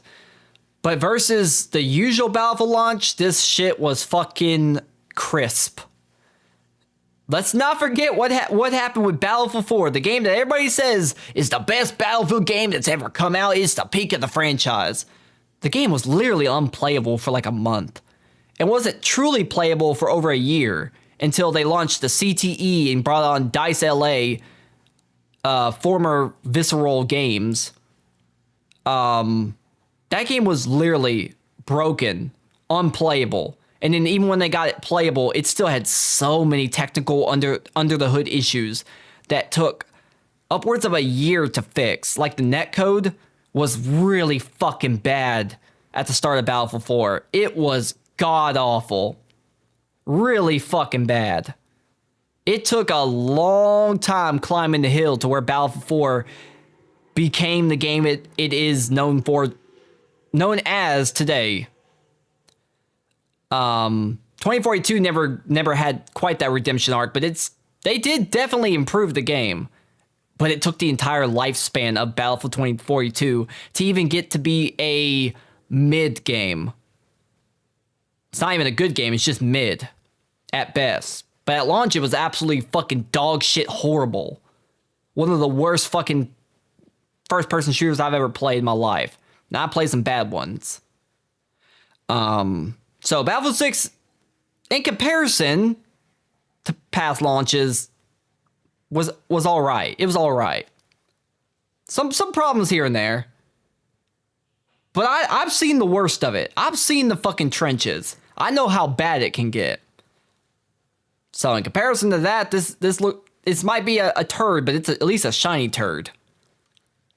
And it's a problem. But here's where it gets even more complicated, is everybody is now looking at Season 2 as, well, they gotta do better. We have to have bigger Battlefield maps. We have to have an overhauled challenge system. And I'm of the opinion that that's just not gonna fucking happen. Probably not. The maps that are coming in Season 2, again, we don't know what's coming. I'm going to venture to say they're going to be more of the same. They're going to be— I feel like Season 2 is too close around the corner where they probably have already been working on Season 2 content. So it might be too soon to fix Season 2. Maybe Season 3, because Season 3 probably hasn't even started development yet. So there is a chance that is at least far enough in the future where DICE can actually do a course correction and make them bigger, make them more Battlefield-like than previous maps. Season 2, though, I do agree. I don't think that those are going to be anything different. They probably have already been working on Season 2. They had to have been, especially knowing that they're going to be off for the holidays, unless they had one of their other studios working on it, which is possible. But I guess we'll have to wait and see, because Season 2 is technically right around the corner. We haven't heard anything yet, but that's because it's been the holidays, so I guess we'll have to... We've already had stuff leaked, not the maps. The maps haven't been leaked, but we've already had the weapons leaked. The little bird has been leaked. They leaked some of the other stuff and the upcoming gadgets and stuff. The maps, though, have not been leaked in data mined. So we're going to have to wait and see what they do with the maps. Maybe more ground war, Call of Duty sized maps, and they're not going to hit that feel that Battlefield, like core Battlefield fans want to see. We're not going to see an overhaul to the challenge system. That's an undertaking that at this point in the game, I don't think we're going. I mean, here's how you overhaul the challenge system, DICE. Just make them not ass. It's not that hard. I don't think they need to overhaul. Just stop making the challenges ass. It's that simple. No more of these tedious bullshit ass assignments that are attached to specific game modes or play styles. Just make the most basic ass challenges. Nobody's gonna complain that they have basic ass challenges as long as there's something in the background that doesn't bother anybody. Stop trying to reinvent the wheel. You don't need to. It's a challenge system. Just put some basic ass fucking challenges. Like, I don't think anybody's gonna complain. There might be one motherfucker, one retard, be like, I can't, what? This challenge is only kill 25 people. That's gay. That's basic. Yeah, there will be that one guy. But most people will just be like, whatever. Nobody really cares. People would honestly just rather there not be any challenges. But it's a live service game, so there has to be. So I would rather, if they're gonna have to be there, just make them not tedious. Make them something that I'm gonna probably do anyways. And nobody will say a damn thing. At least the majority of people won't. I don't know what an overhaul would look like. Unless they just copied Call of Duty, which this might be the one thing they probably should. Going to see, they're probably already planning all of the new challenges for whatever like side game modes come out. All of that is already set in stone. They're probably already testing it. And once Season 2 gets announced, all of that stuff I don't think is fluid. I think it's going to be pretty static. Nothing's really changing at this point. Most likely, we're going to hear about Season 2 within the next couple of weeks. And when we do, again, I'm going to venture to say it's pretty much going to be more of the same, which leads me to believe that Season 3 is actually going to be the most important season, because from right now recording this video to Season 3 launch, which is going to be in at least a couple of months, things can change and shift around, and they have enough time to actually make that Yeah, happen. season 3 is actually going to be where things start to really, really change, because it's far enough in the future where they can actually make changes before they start doing production. So season 3 is going to be the big switch up. That's going to be kind of like the defining moment where Battlefield can completely, hopefully, win back the people that were turned off by the change in engagement ranges that people are not a big fan of for Battlefield 6. Now, I'm going to say I don't really care about the fact that there's small maps in Battlefield 6, but that's because I've never been a big map guy. But the majority of the Battlefield community wants big maps. Just don't make them like 2042. And don't make them so big and open that they're completely asked to play as an infantry player. Like, y'all need to strike a good balance, because that's the problem with DICE. They always go to the extremes. They go one end of the spectrum, and then they course correct and swing it back to the other side. Too big of maps in 2042? Now they're too damn small. They do it every time. They always do that, where they swing from one side to the other instead of striking that happy medium. Give people bigger maps, but make sure they're actually fun to play as an infantry player. I don't want to be in a vehicle. I get in one every once in a blue moon, but I shouldn't feel the need to either be in a vehicle or have to run engineer in order to have any fun. Getting fucking shit on by vehicles the entire match is just not fun. It's really not fun. It gets on my damn nerves. Once again, that's why I don't like Battlefield 4. I feel like every time I play Battlefield 4, I'm getting constantly shit on by vehicles. From the air and from the ground. Constantly getting shit on by vehicles. And it's not fun to deal with. Like, I'm all for some vehicles. It mixes up the gameplay. I like shooting RPGs at vehicles, but man, do I not like constantly having to deal with them. The problem is if we get more of the same in Season 2, those player numbers are going... I feel like Battlefield 1 had the best balanced maps. But that's because the guns in those games didn't reach very far. The gun... It's all based on the gunplay. There's a lot of things that go into if a map is good. It's not just if the map is big or small. It's a lot of other little things that also work together to how the game is going to feel. Right? Battlefield 1 has some big maps, but the thing was most guns, except for the semi-autos, and especially the snipers, didn't reach beyond maybe 50 meters. Like, pretty much every automatic weapon in Battlefield 1 was so inaccurate and had so much spread that the only thing you really had to worry about at range was either maybe a bipod LMG or a sniper, or maybe one of the medic single action rifles or self-loading rifles. Right? Or the goddamn behemoths. Those were fun to deal with. Or the goddamn heavy bomber. Ugh. So that also factored into why Battlefield 1's maps felt great. I feel like I would love to see how Battlefield 1 maps would feel if the guns performed like they do in Battlefield 6. That would be fun. If only there was some way where they could run, like, somehow retroactively change the gunplay of Battlefield 1 to be like Battlefield 6. It'd be like a completely new game. To dwindle even further. And that's just the shitty thing about the situation that we're in right now with Battlefield. I'm not going to sit here and say it's completely doom and gloom. Again, I play Battlefield pretty casually at this point. In between, I'm playing Red Dead Redemption 2 right now. I'm playing I still need to play that. Other small little indie games while also covering a bunch of different stuff. Battlefield is a very casual experience for me at this point. I might play once, maybe twice a week. I might play for a few hours, and I'm happy with playing Battlefield.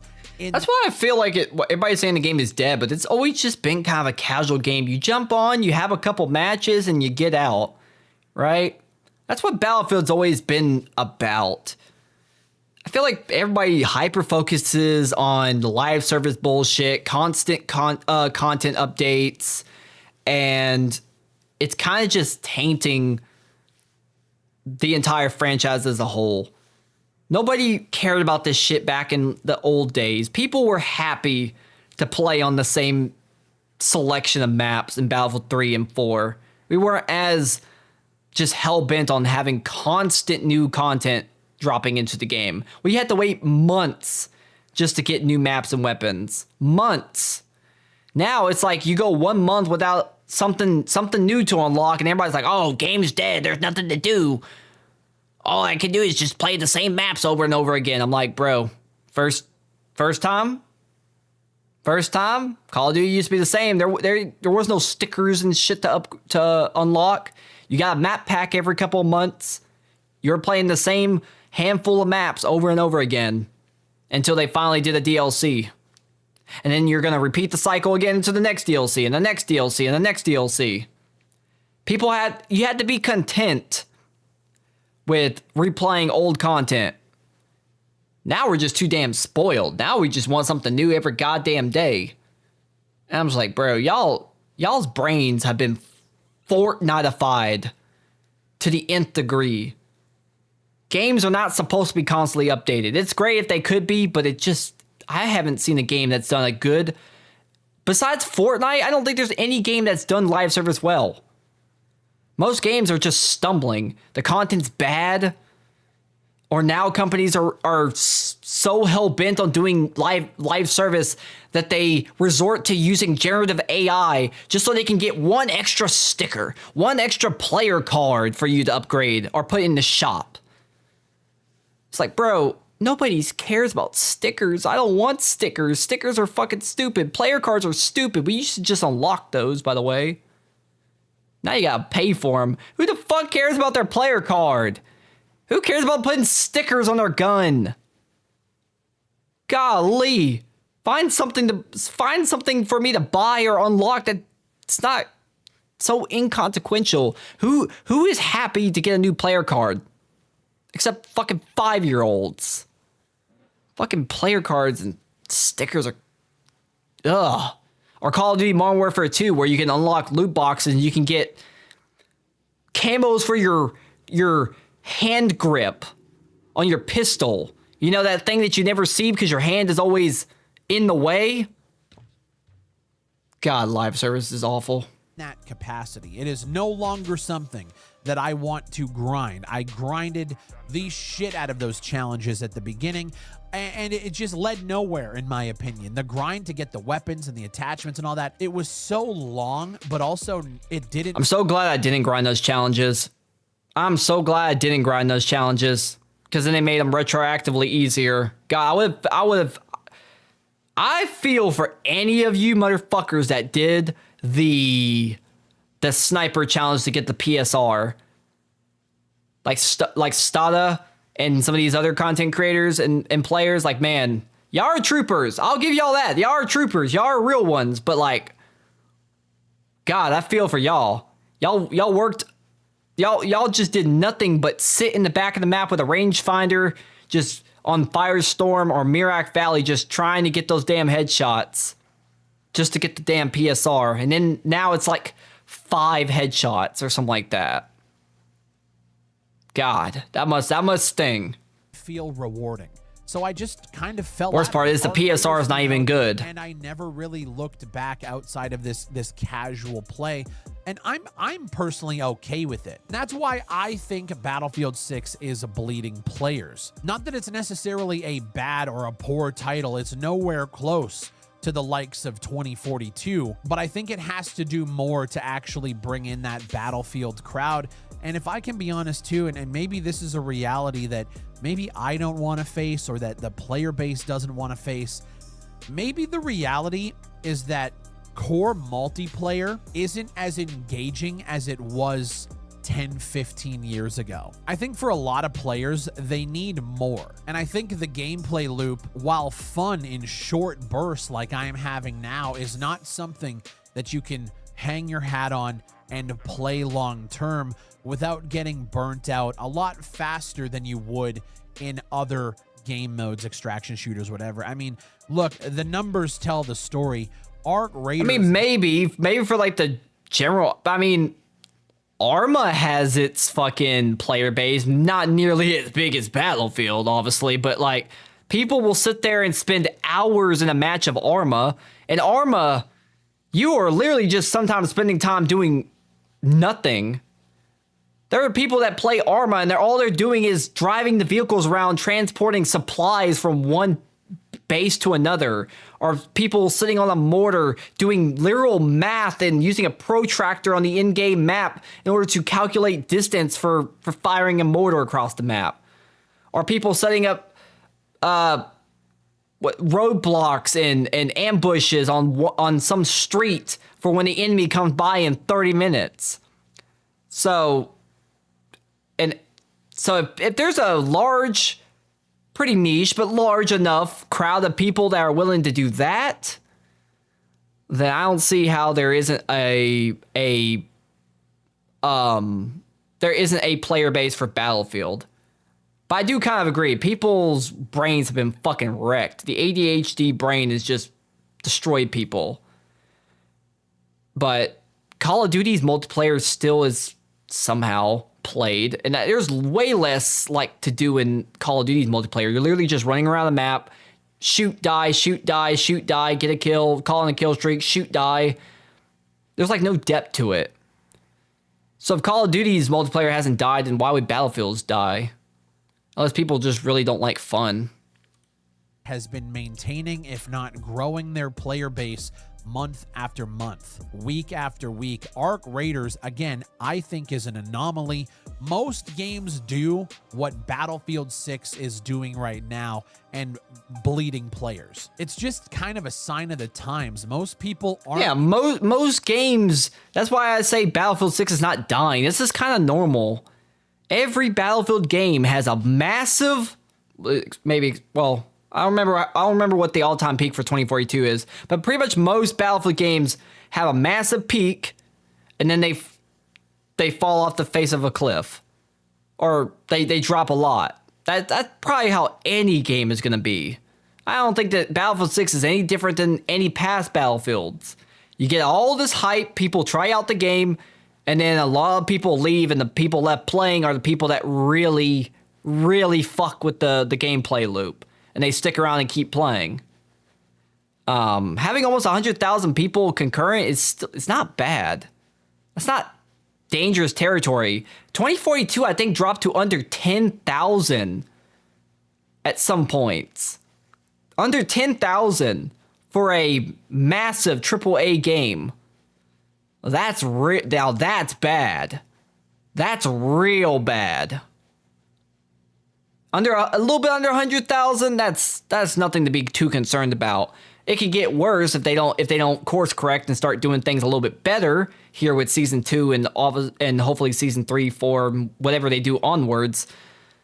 But even if they stay right here for the rest of Battlefield 6, that's not a bad place to be.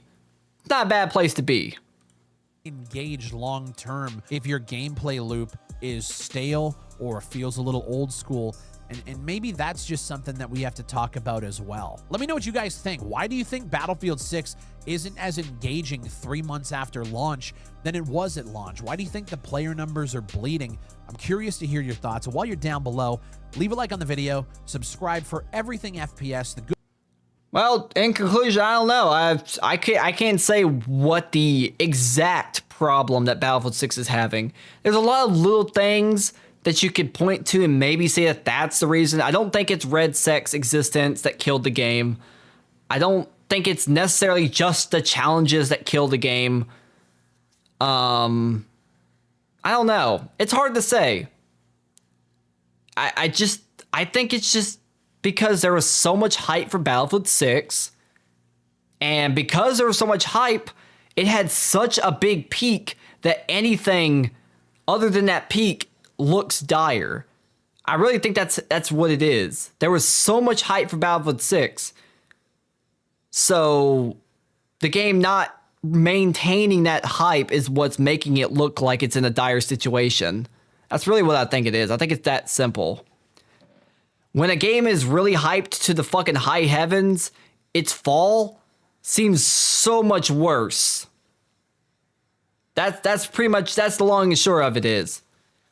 Like, that's the same reason why No Man's Sky was a failure at first. Because they hyped No Man's Sky to the fucking moon. They hyped that game to fucking Pluto, and that's not even a fucking planet. They hyped No Man's Sky to the moon.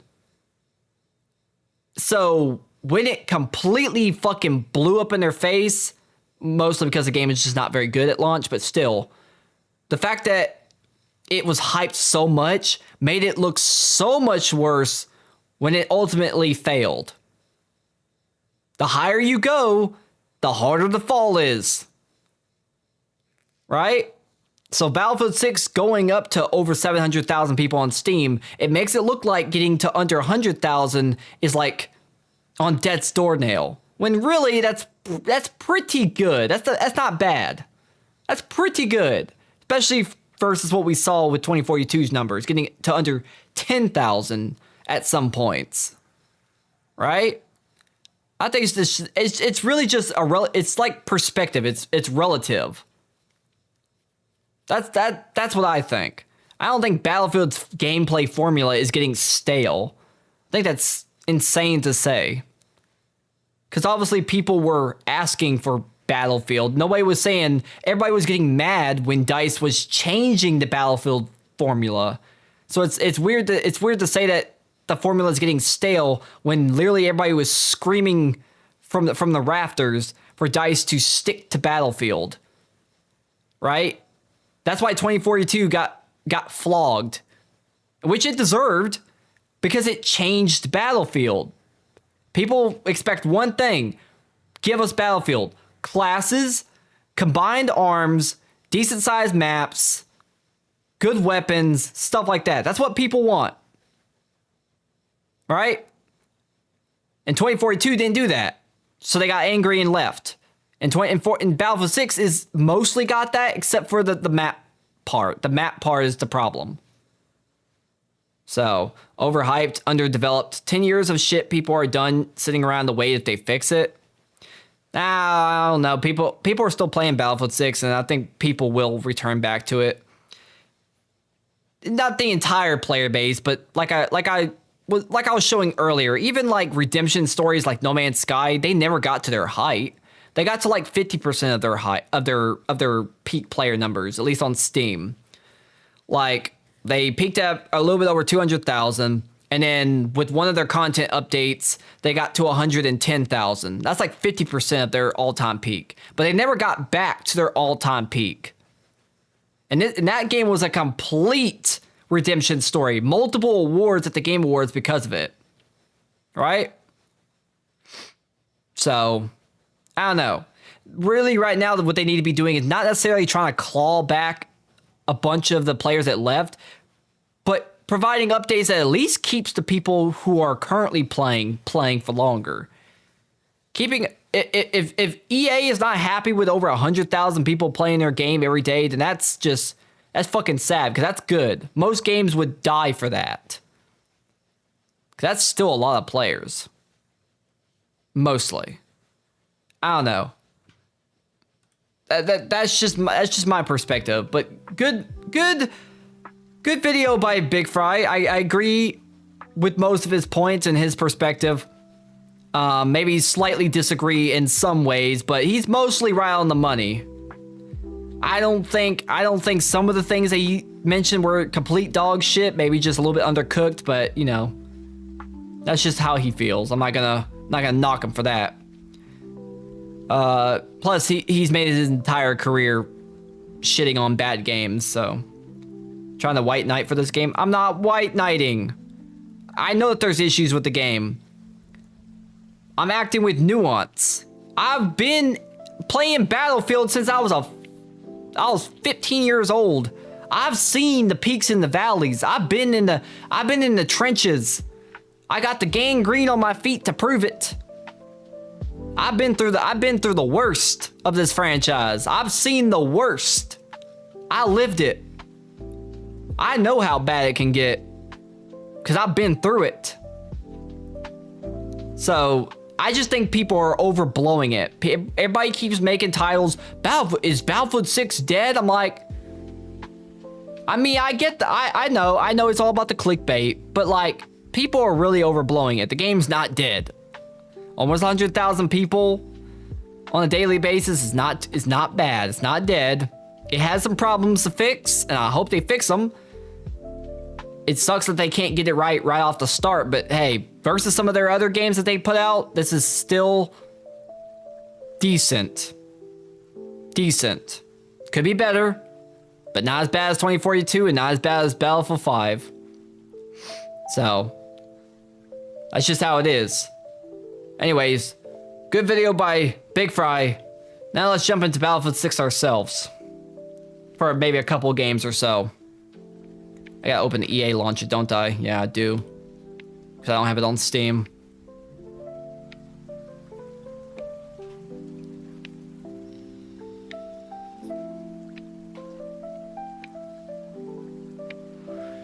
Am I gonna have to log in, or is it gonna log me in already?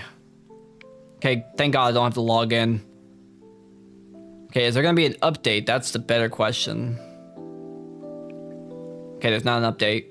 I have like 70 hours in this game. It's not too bad. It's not too bad. Also, I should probably put this on the second monitor. Let's go over there. Alright, let's launch Battlefield 6.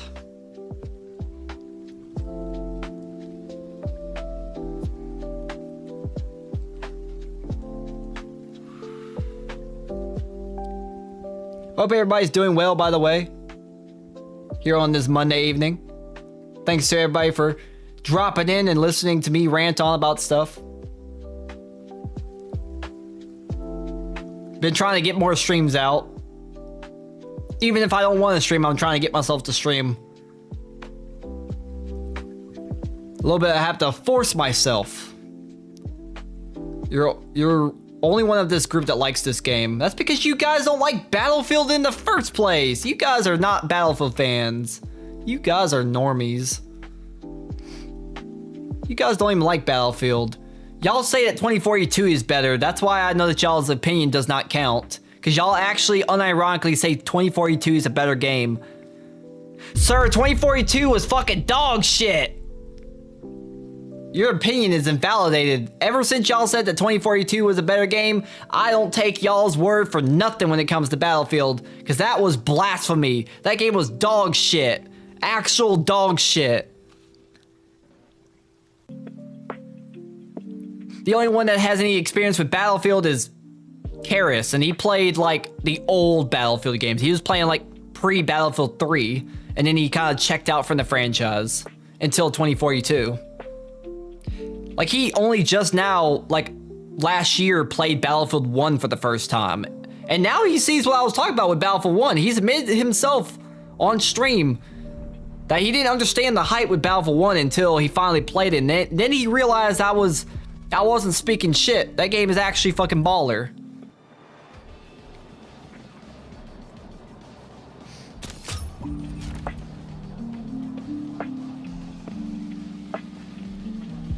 No, I don't want your Battlefield Pro. I ain't gonna even complete this damn battle pass.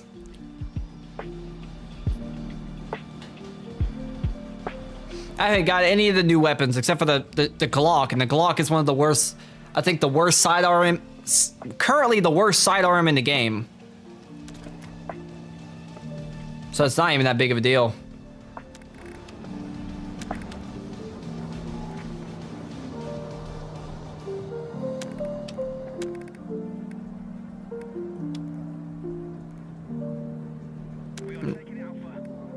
Hey, turn that down a little bit. All right. Oh, let's jump in here.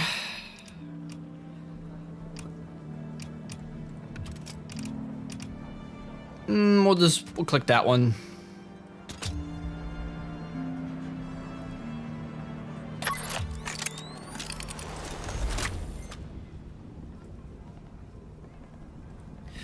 All right, new Subic City. Still think it's such a shame they didn't let us fight in the pyramids. That would have been kind of cool. Instead, they gave us a damn construction site.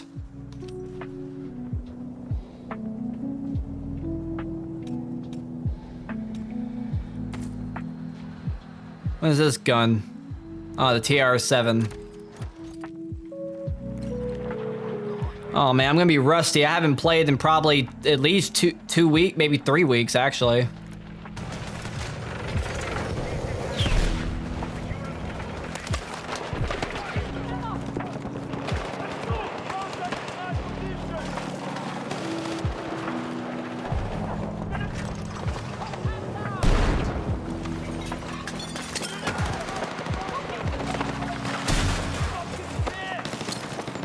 Flash him. I hear footsteps.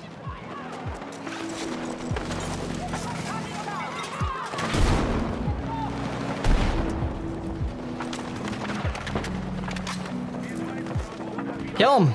Take him out.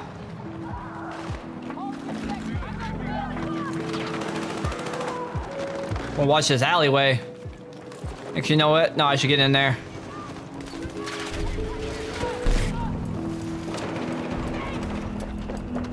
I hear footsteps. They're down there. I think.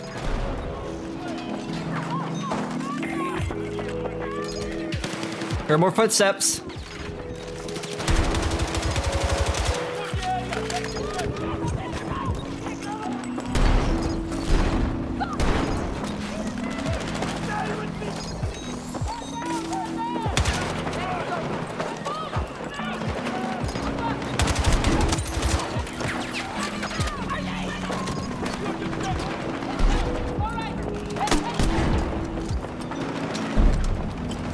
Yeah, get out of here. Get out of here.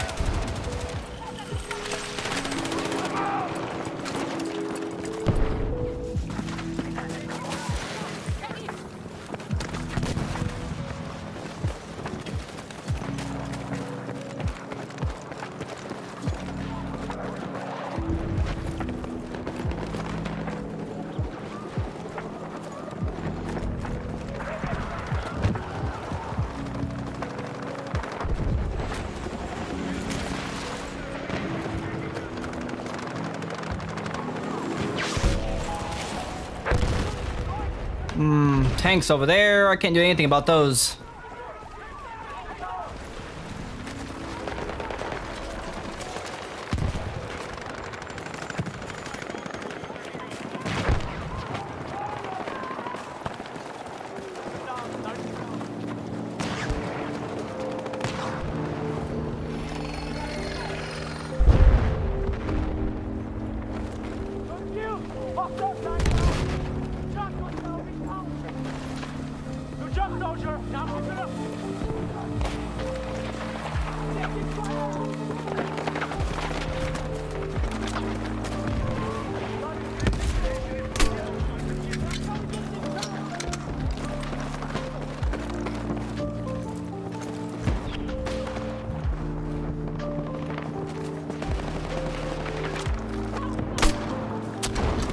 Ooh, got a hit.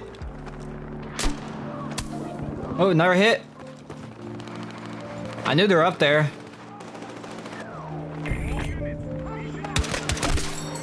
Yep, shot him in the face. Take that, bitch.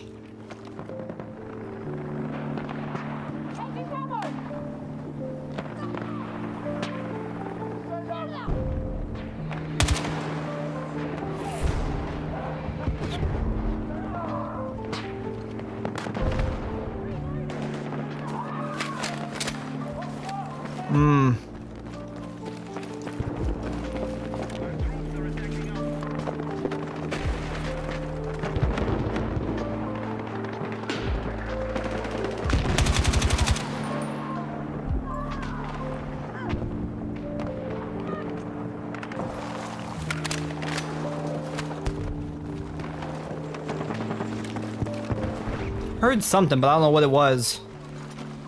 Oh, I hear things.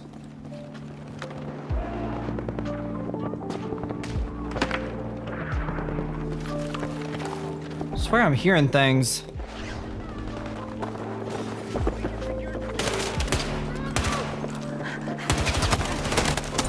Oh, that was a little sloppy. Ah, I didn't react fast enough to him. Oh, he's reviving them.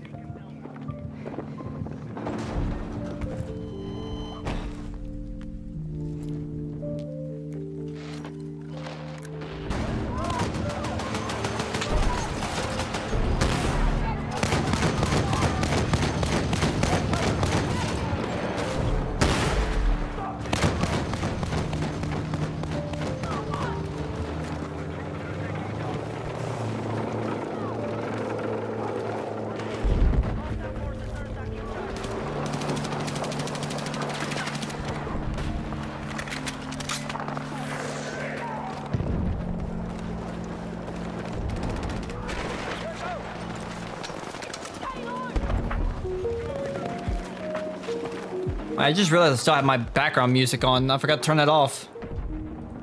Oh, turn that off. We don't want that. Alright, there we go. Why did nobody tell me I still had that shit on? That's not very good ambiance for this.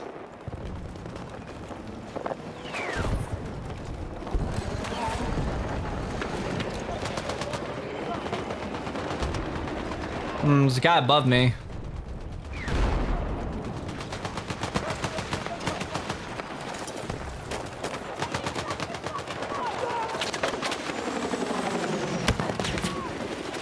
From where? Oh, there's like 3 people in that room. They're stroking each other's penises. They're in this corner. Get them! Yeah! There's a guy right there. Get him! Get him! They're over there jerking each other off.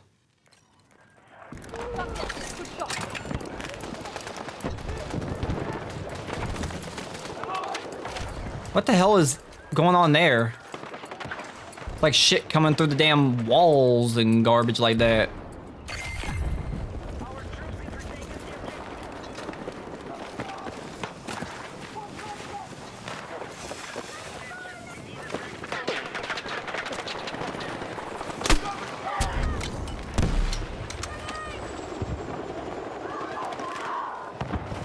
Saw that coming.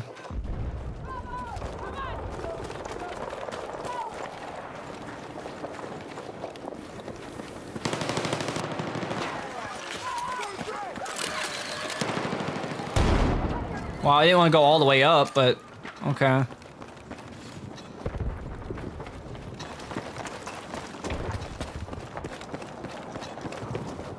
Let me get a little peek at the map. Oh, somebody just rappelled up. Oh, that was a teammate. Oh, sniper. Oh, I shouldn't be up here anyways. I'm not a sniper.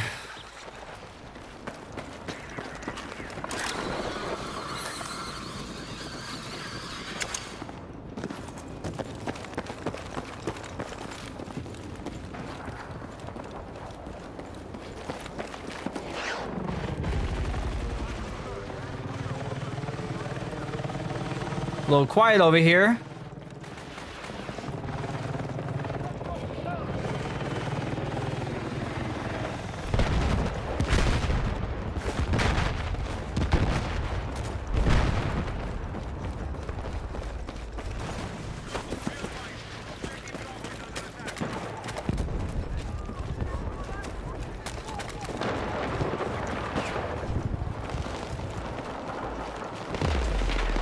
Oh, well. Good match, good match. Oh wait, when did my camera freeze up? Why didn't nobody tell me my camera froze up? Not this again. OBS be trifling sometimes, I swear. Alright, let me go here. Usually the only way to fix this is to do this. Come on.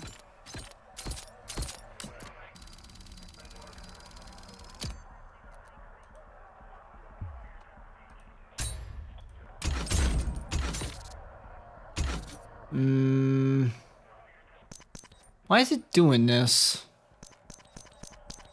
I've had this problem before.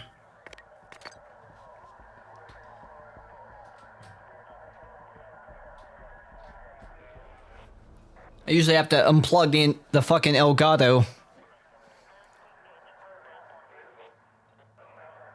Alright, come on, camera. Come back to me.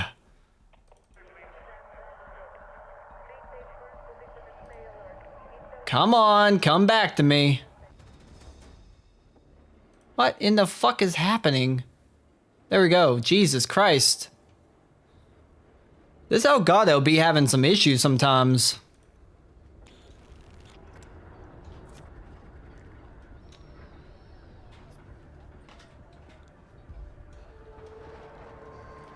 And there's no particular reason why. Oh my god, not Blackwell Fields. Maybe I can get some snipes on, maybe? Maybe? Actually,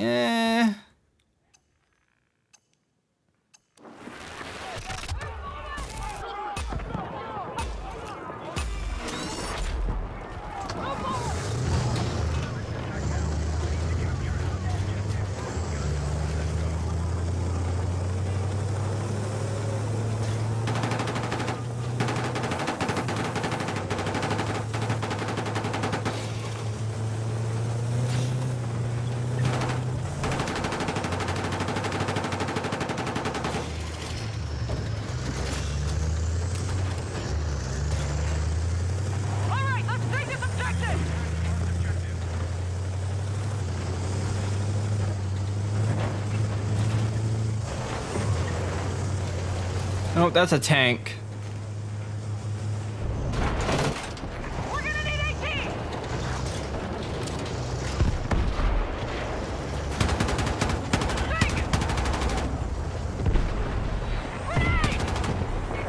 Where are you going?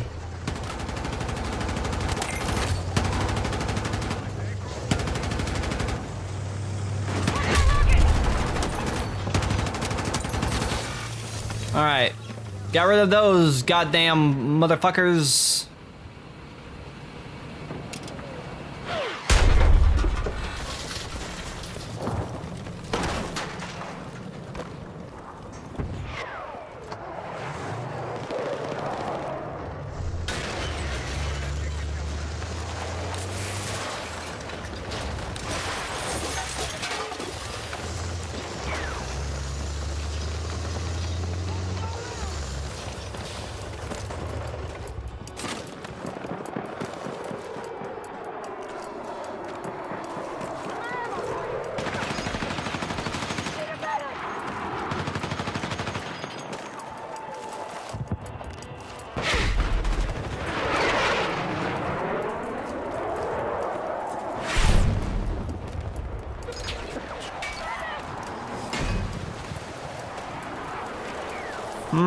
Where are they at?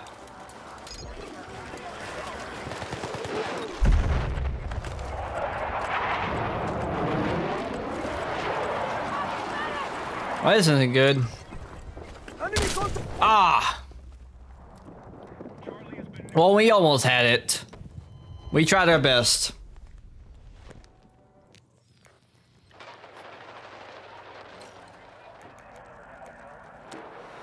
What is this guy doing?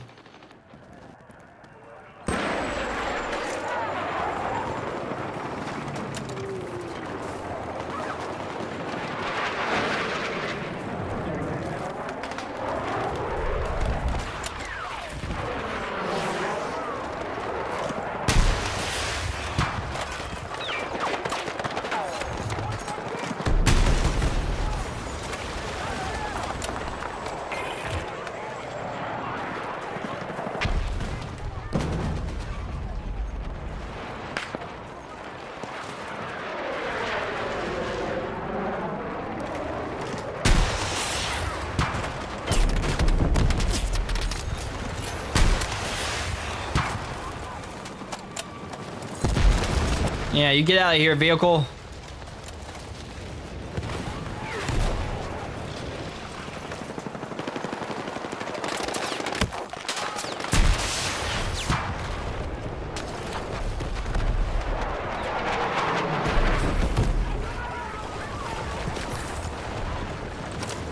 Put one of these here, just in case. Oh. You just got shot in the mouth.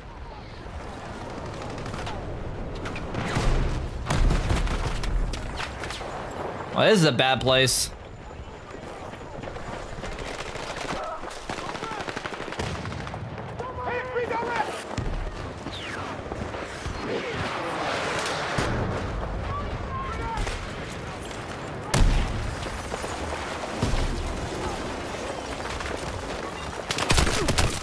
Damn it. There's too many people.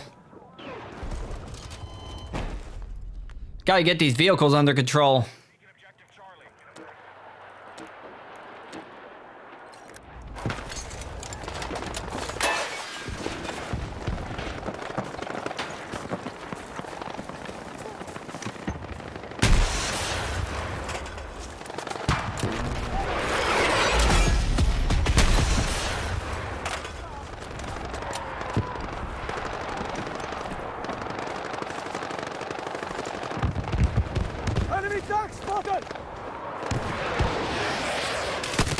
Oh God, where'd you come from?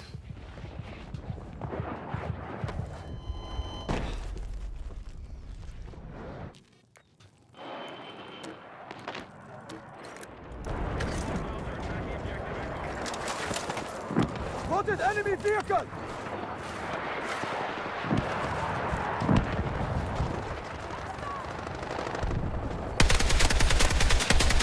Can't see through the fence.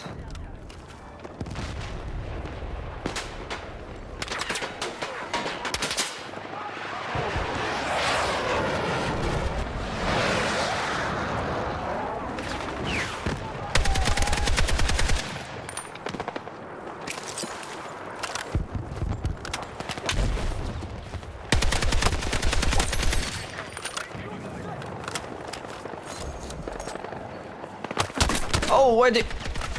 Oh, God. Jesus Christ, team. Y'all gotta get some map control. You're letting them push our shit in. Yep. Well, that was a lost cause.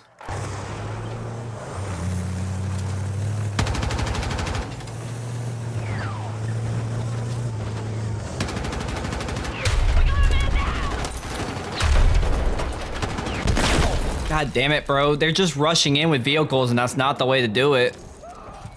They don't know what the fuck they're doing.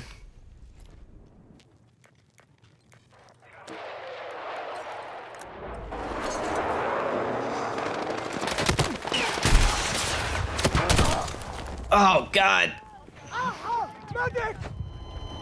Jesus Christ, the vehicles are just kicking our shit in.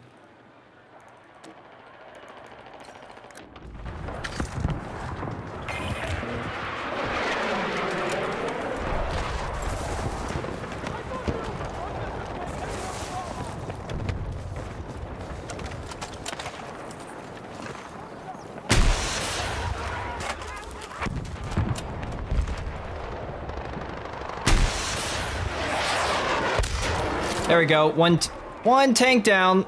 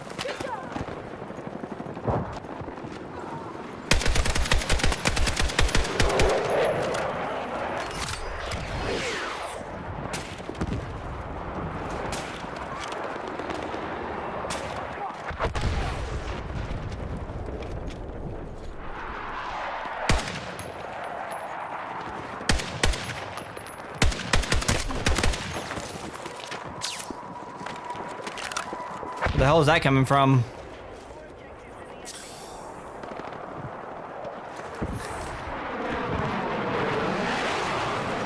think it was from the top of that hill.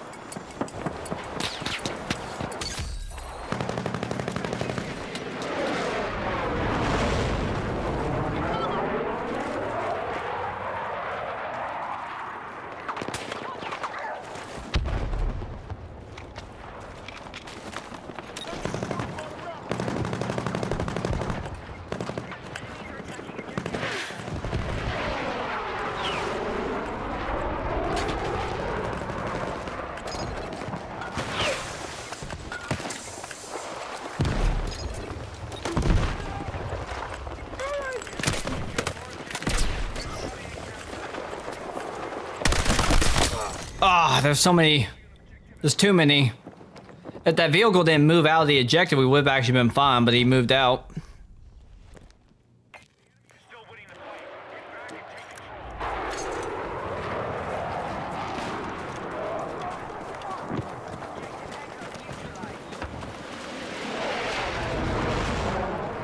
Anti-tank!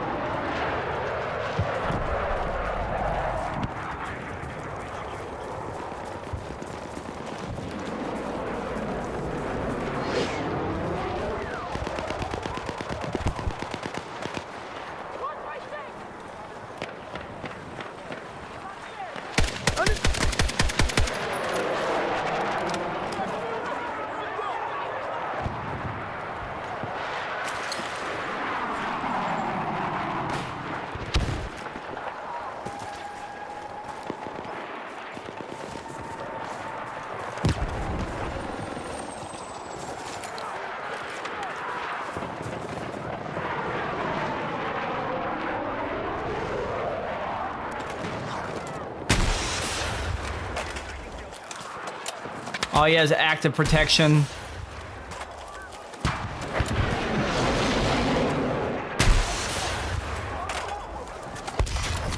Yeah, get the fuck out of here.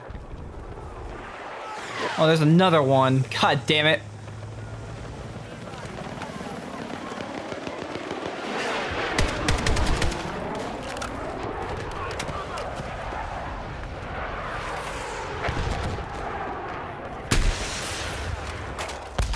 Yes.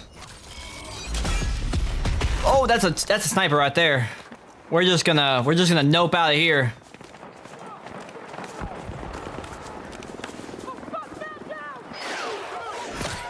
I love the law. I can just fire it in a general direction and get kills.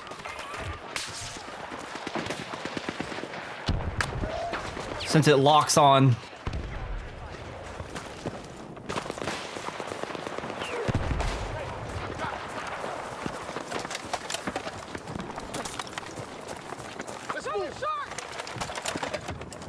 That's too far away.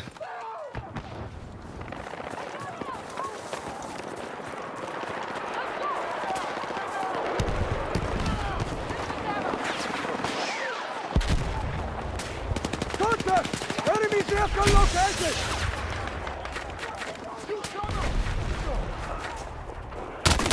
Oh, how'd you see me?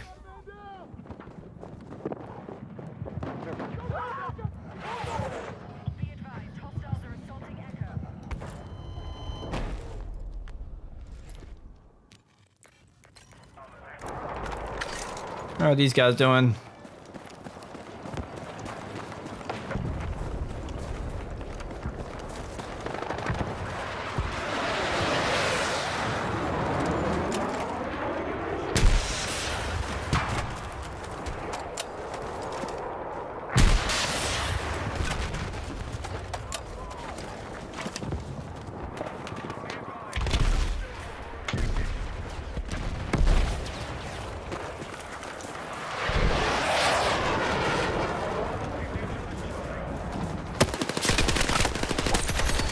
You should be ashamed of yourself. Where'd you even come from?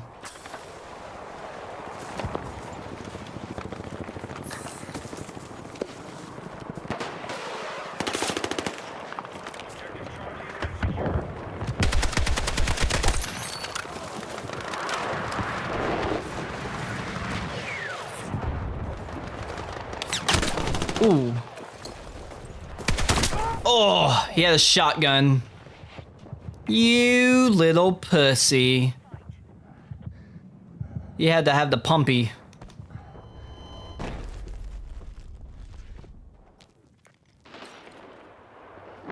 Hey, Crack, there's a guy on you with a shotgun. Oh, nope, he got you.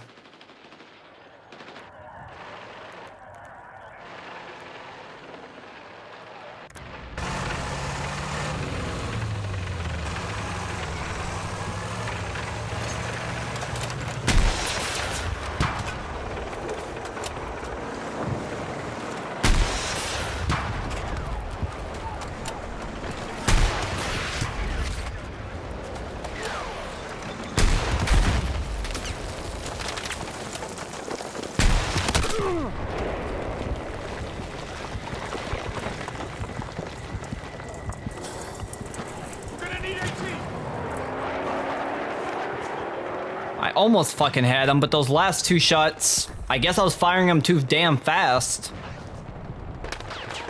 So they were just going straight into the ground.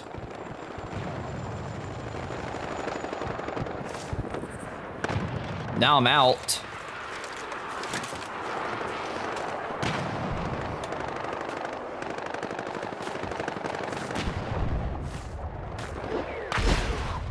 Well, now I don't have anything to fight against him.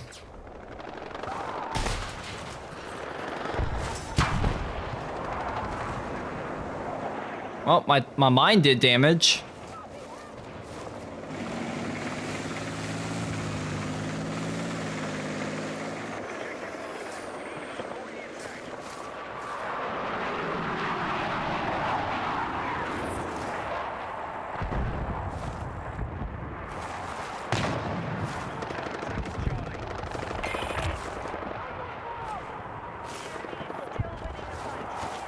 Man, if only I had some rockets.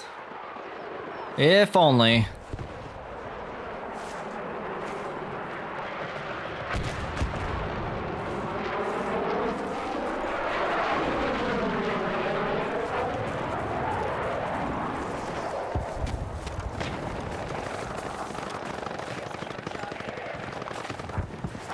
Can't see shit with that damn sun in my face. Hostile machine gun in sight!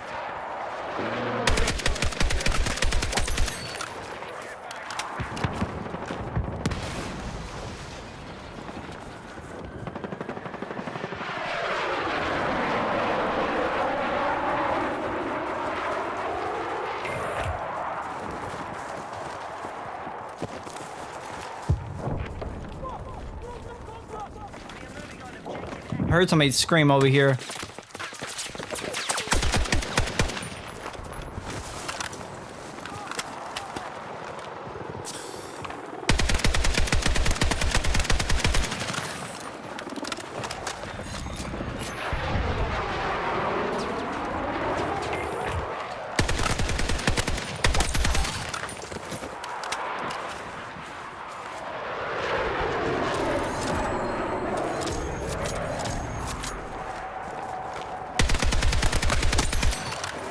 Nice try, buddy.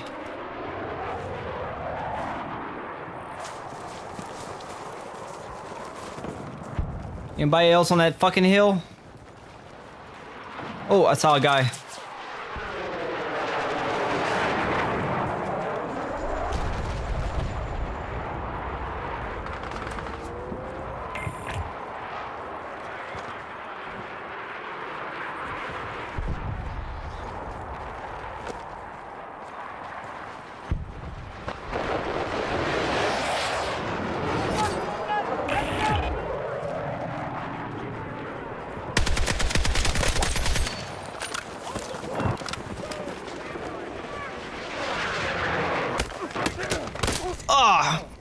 there's a vehicle.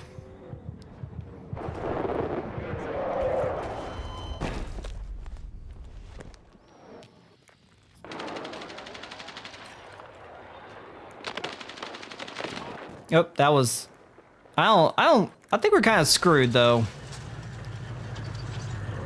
Seems like we're a little bit on the screwed side.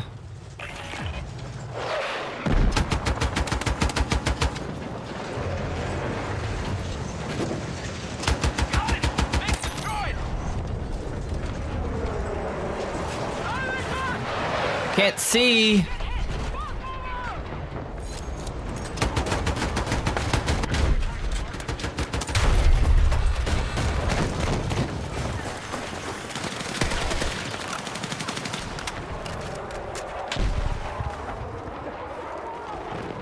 Hey, this is my piss corner.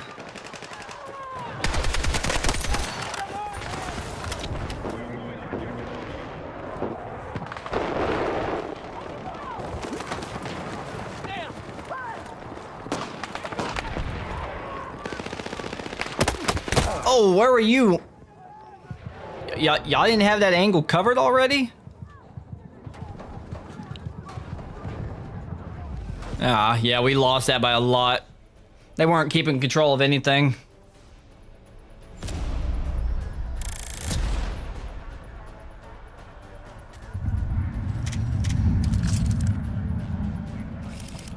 I was trying to help.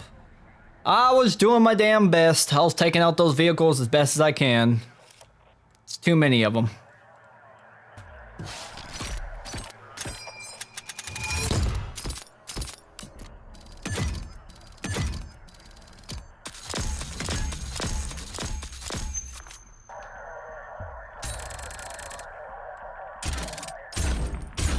Yay.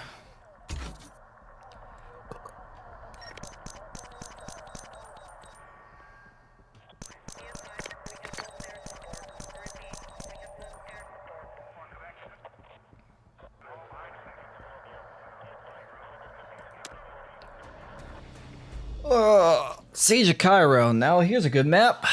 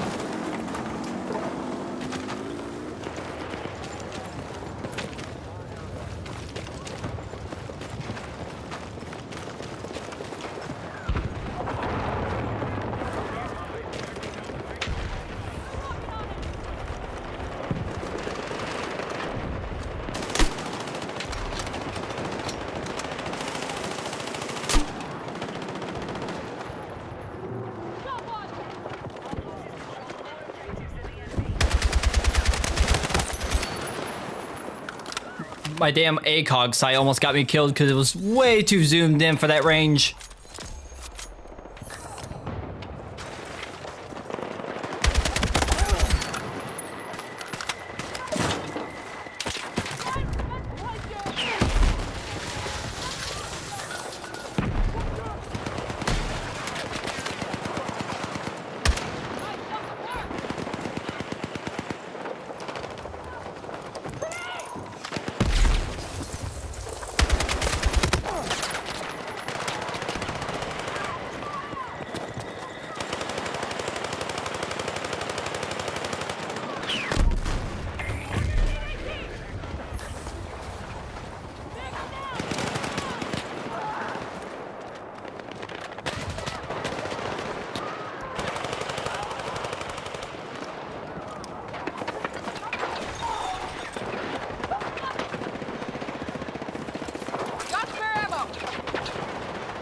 Okay, they're coming this way, I think.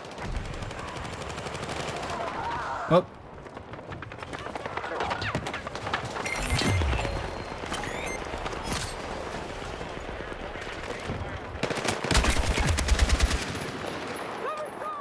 Jesus Christ.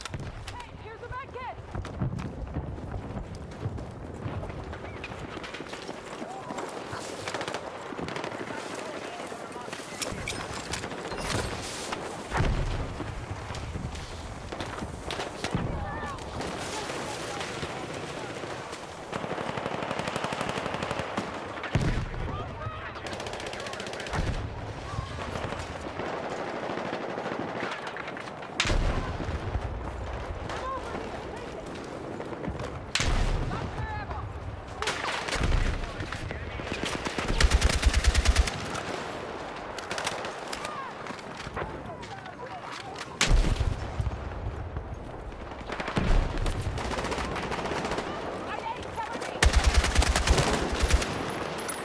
Jesus.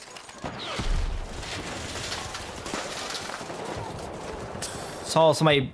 There's people at F. Hey, on my body to the left. Number 4, on my body to the left. On my body to your left. They're right behind that wall. Come out. There's a lot of people over there. Yep.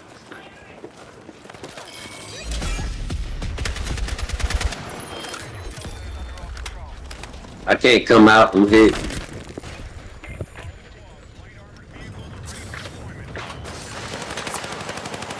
Got one. One's down. The one that was laying down, he's down.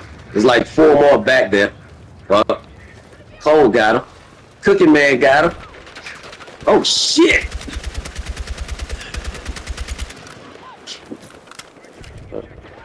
I need some mouth-to-mouth or like some snacks or something. Give me just a second. Maybe I can get one of y'all. Not too late. I got you!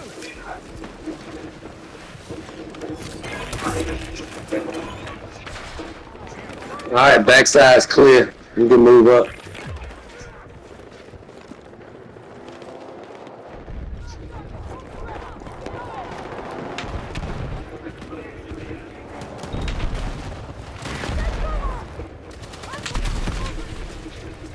Shit.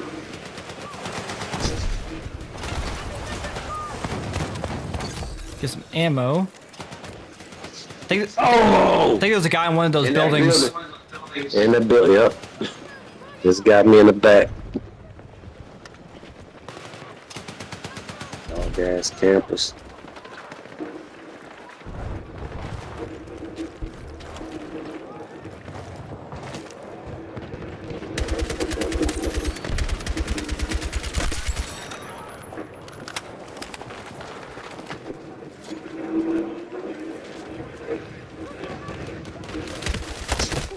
Oh, on my body. Back in the alley. To the left.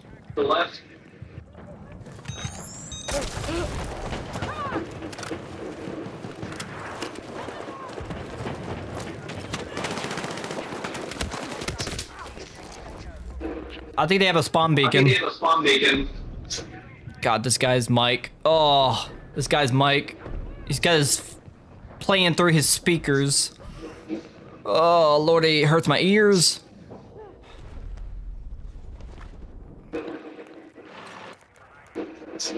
Motherfucker's got like a spawn beacon in the back or something.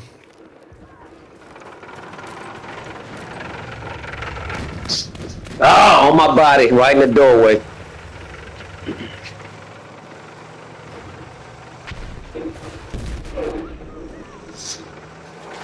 Thank you.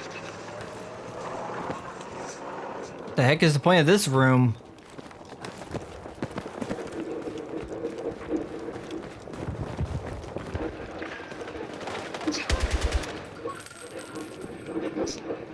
Damn, where's that coming from?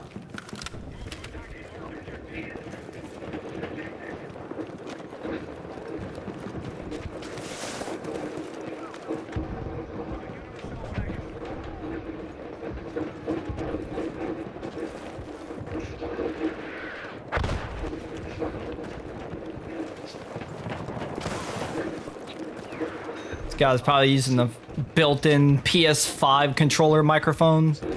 Which?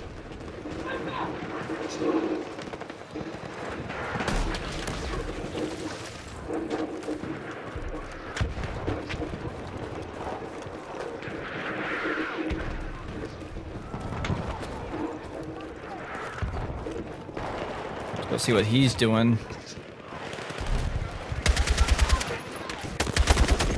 Oh. There's a tank near D. I need a medic! I'm dead in this crater. God. Where you at?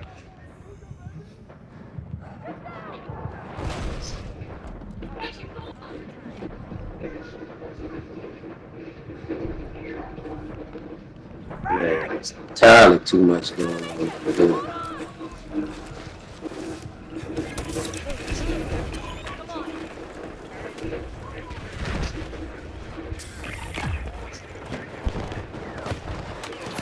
Tank is still there.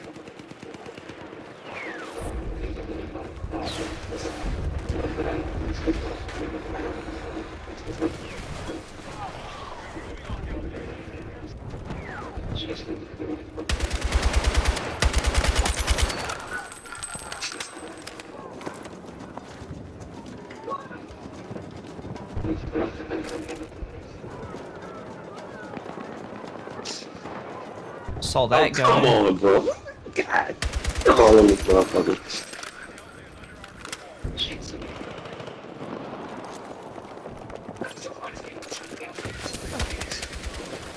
Oh, the hell?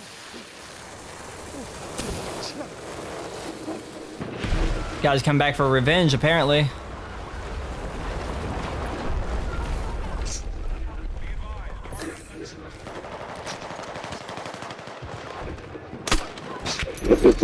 I knew it.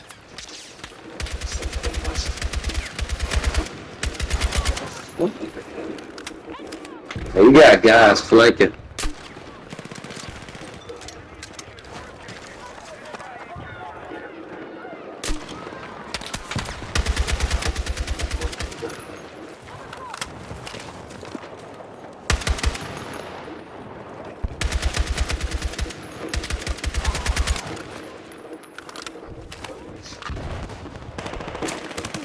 Oh, what the hell? Man, I want to do call outs, but I don't want to because my fucking microphone's gonna reverberate off my own fucking ears because of this guy's microphone.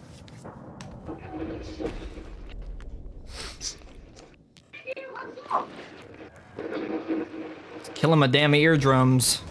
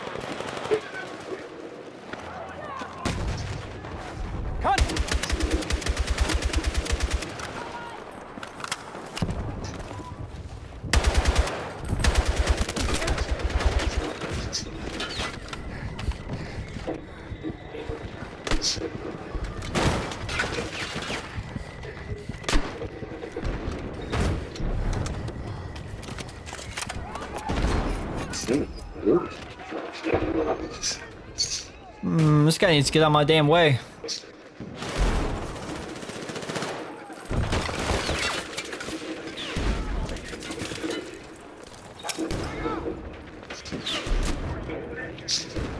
Oh, he had a trophy system. Ah.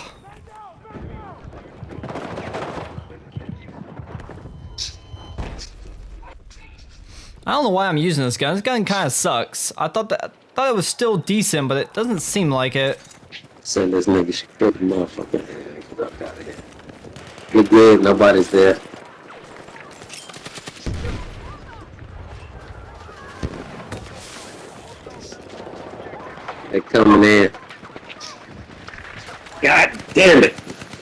my body in that doorway.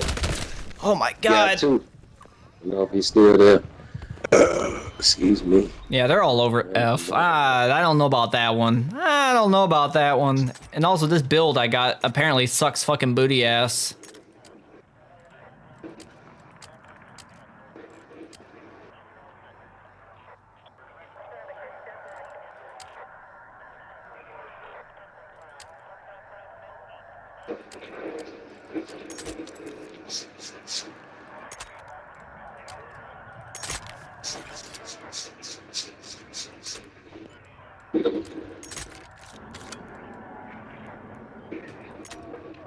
This is too much zoom for this gun, apparently.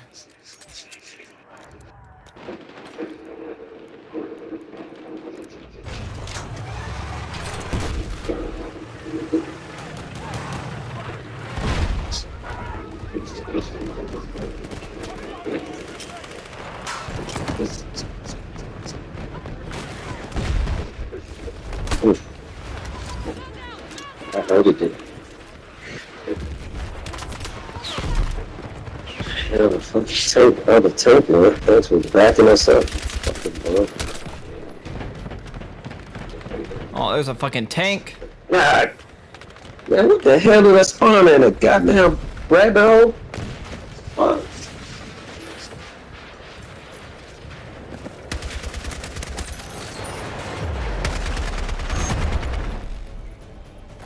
Damn.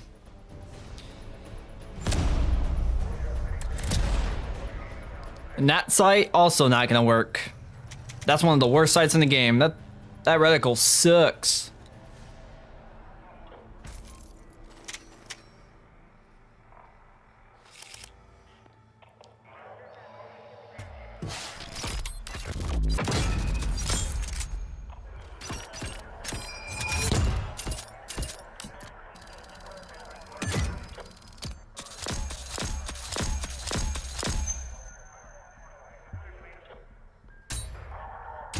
Oh yeah, 1 battle point.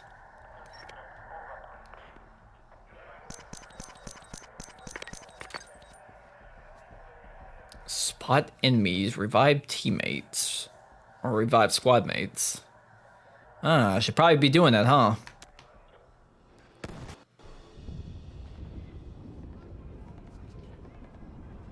Okay.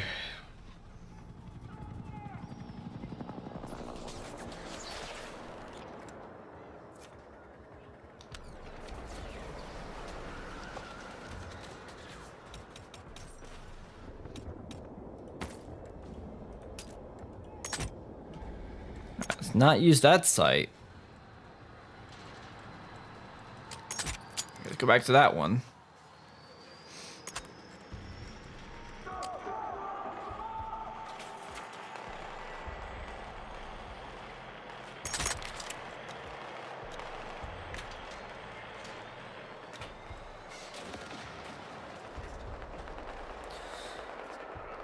Good on that guy for actually using some team play, but man, that microphone was killing me, man. That microphone was absolutely killing me.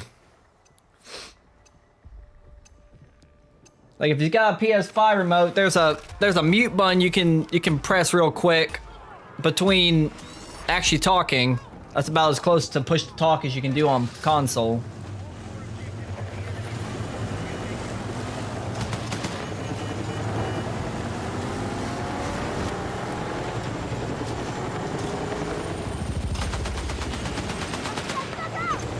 Although using that microphone without muting your microphone while also playing your audio through your speakers, now that's a diabolical setup right there.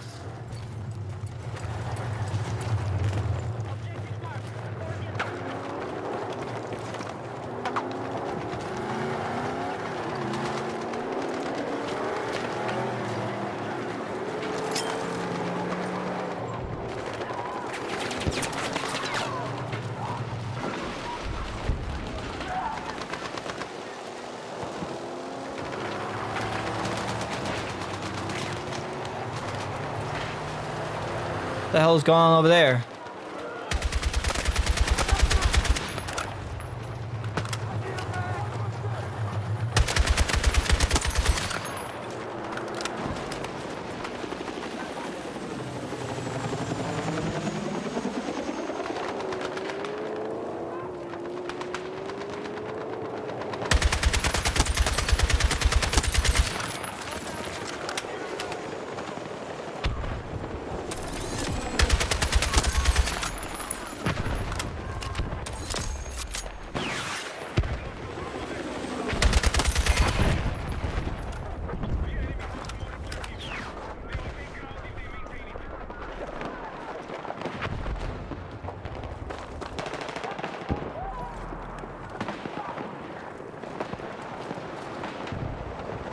Oh, should I pounce on him? I don't know.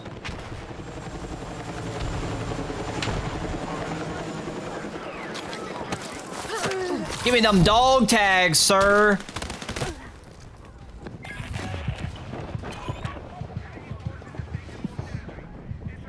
I had to do it. I had to take the dog tags. You don't get very many opportunities to do so.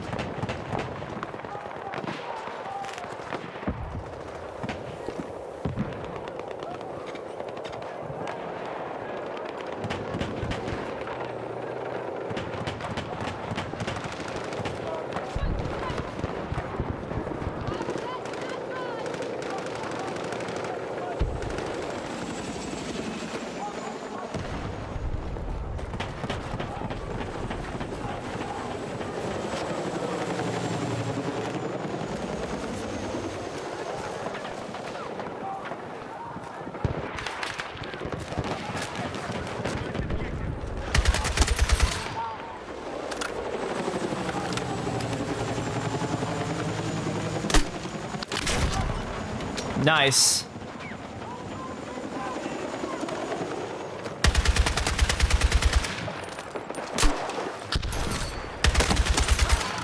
Y'all are dumb as hell, bro. Huh? You still up there?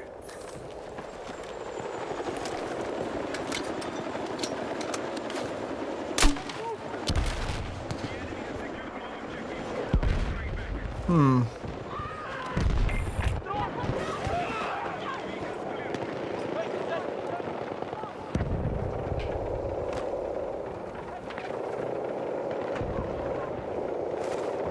I don't think they're up there anymore.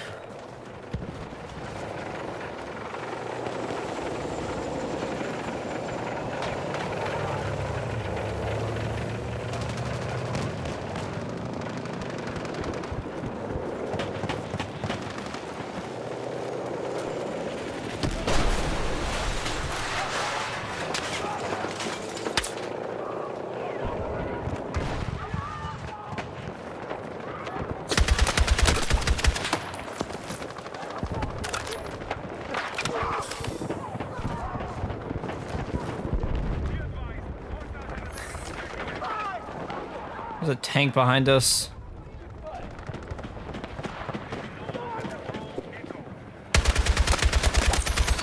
What the hell was that?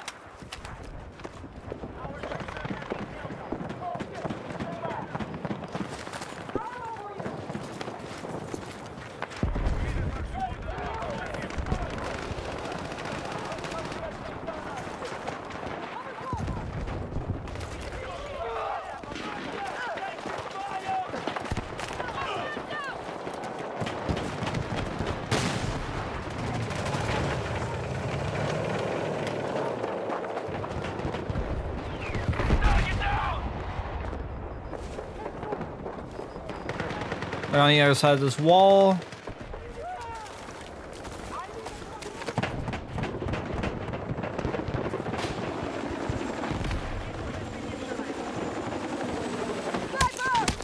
Oh, that fucking sniper set back up in that same spot as earlier.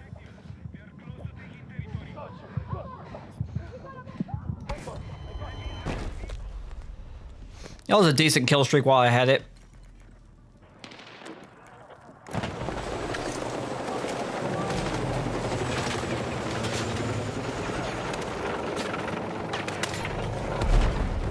Oh, God, fucking claymores.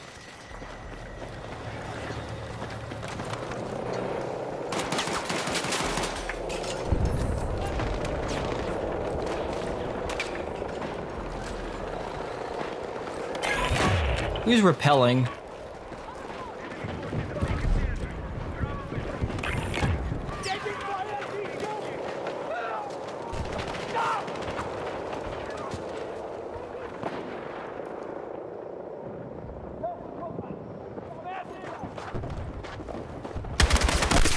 I heard him.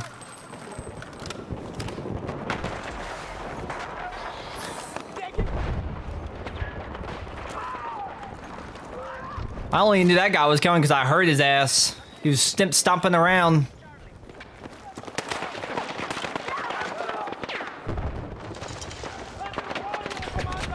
Oh, they're shooting from the top of the building.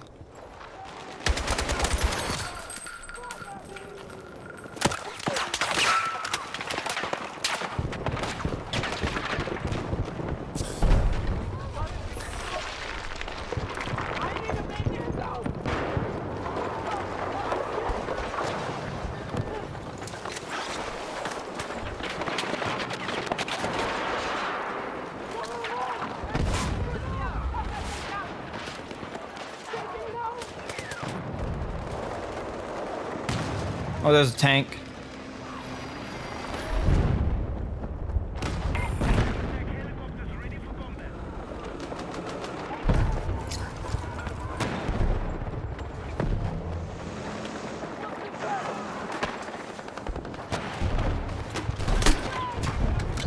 That does like 66 damage, just like nothing.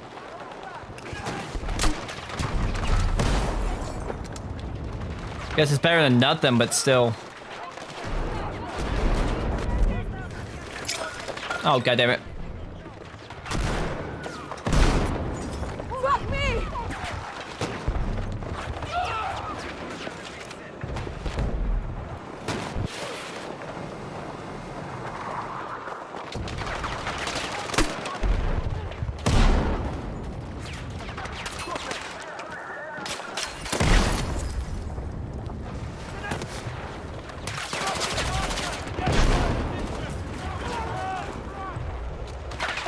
I don't know what's up with these incomplete rooms like this. Like, what's the point of even having the steps?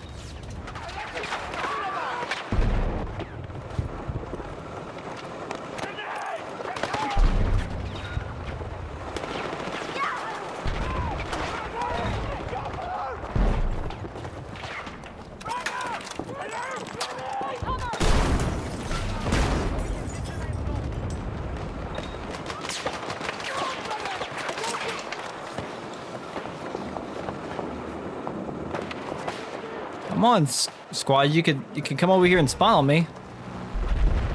What the fuck was that? Did somebody just...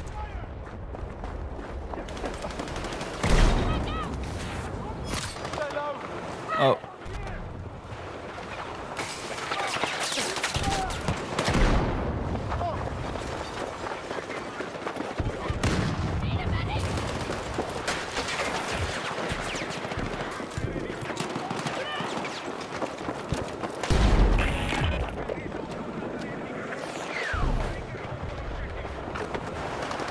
They keep spawning right in their line of sight.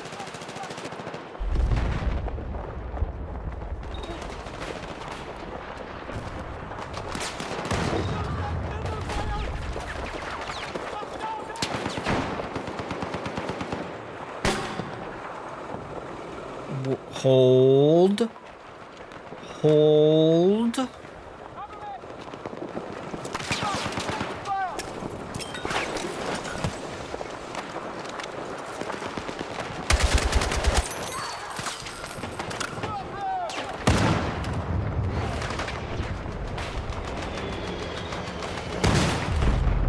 Damn. I don't think we... Wait, have we even had a victory today? I don't think we have.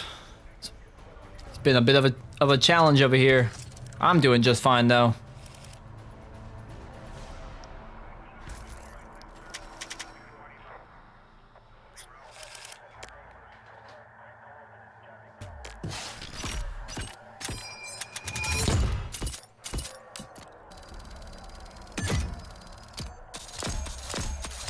Ooh, ribbed for my pleasure. That's what I like to see. Alright, go back to the menu. Alright, let's see. Alright, that's gonna be it for me today. I just wanted to play a couple matches after giving my thoughts on Battlefield 6 and whatnot. I got what I wanted. I still don't think it's a bad game, and I will hold to that. The game's not dying, it's just... It definitely can do with some better updates here in the future. Hopefully Season 2, maybe they'll surprise us and the maps will be good. We already know the weapons. We already know that they're going to bringing back the little bird. We already know the gadgets. The only thing we don't know about Season 2 is the maps. So they're really going to have to hit it out of the park with this because Season 1's maps were not the best out there.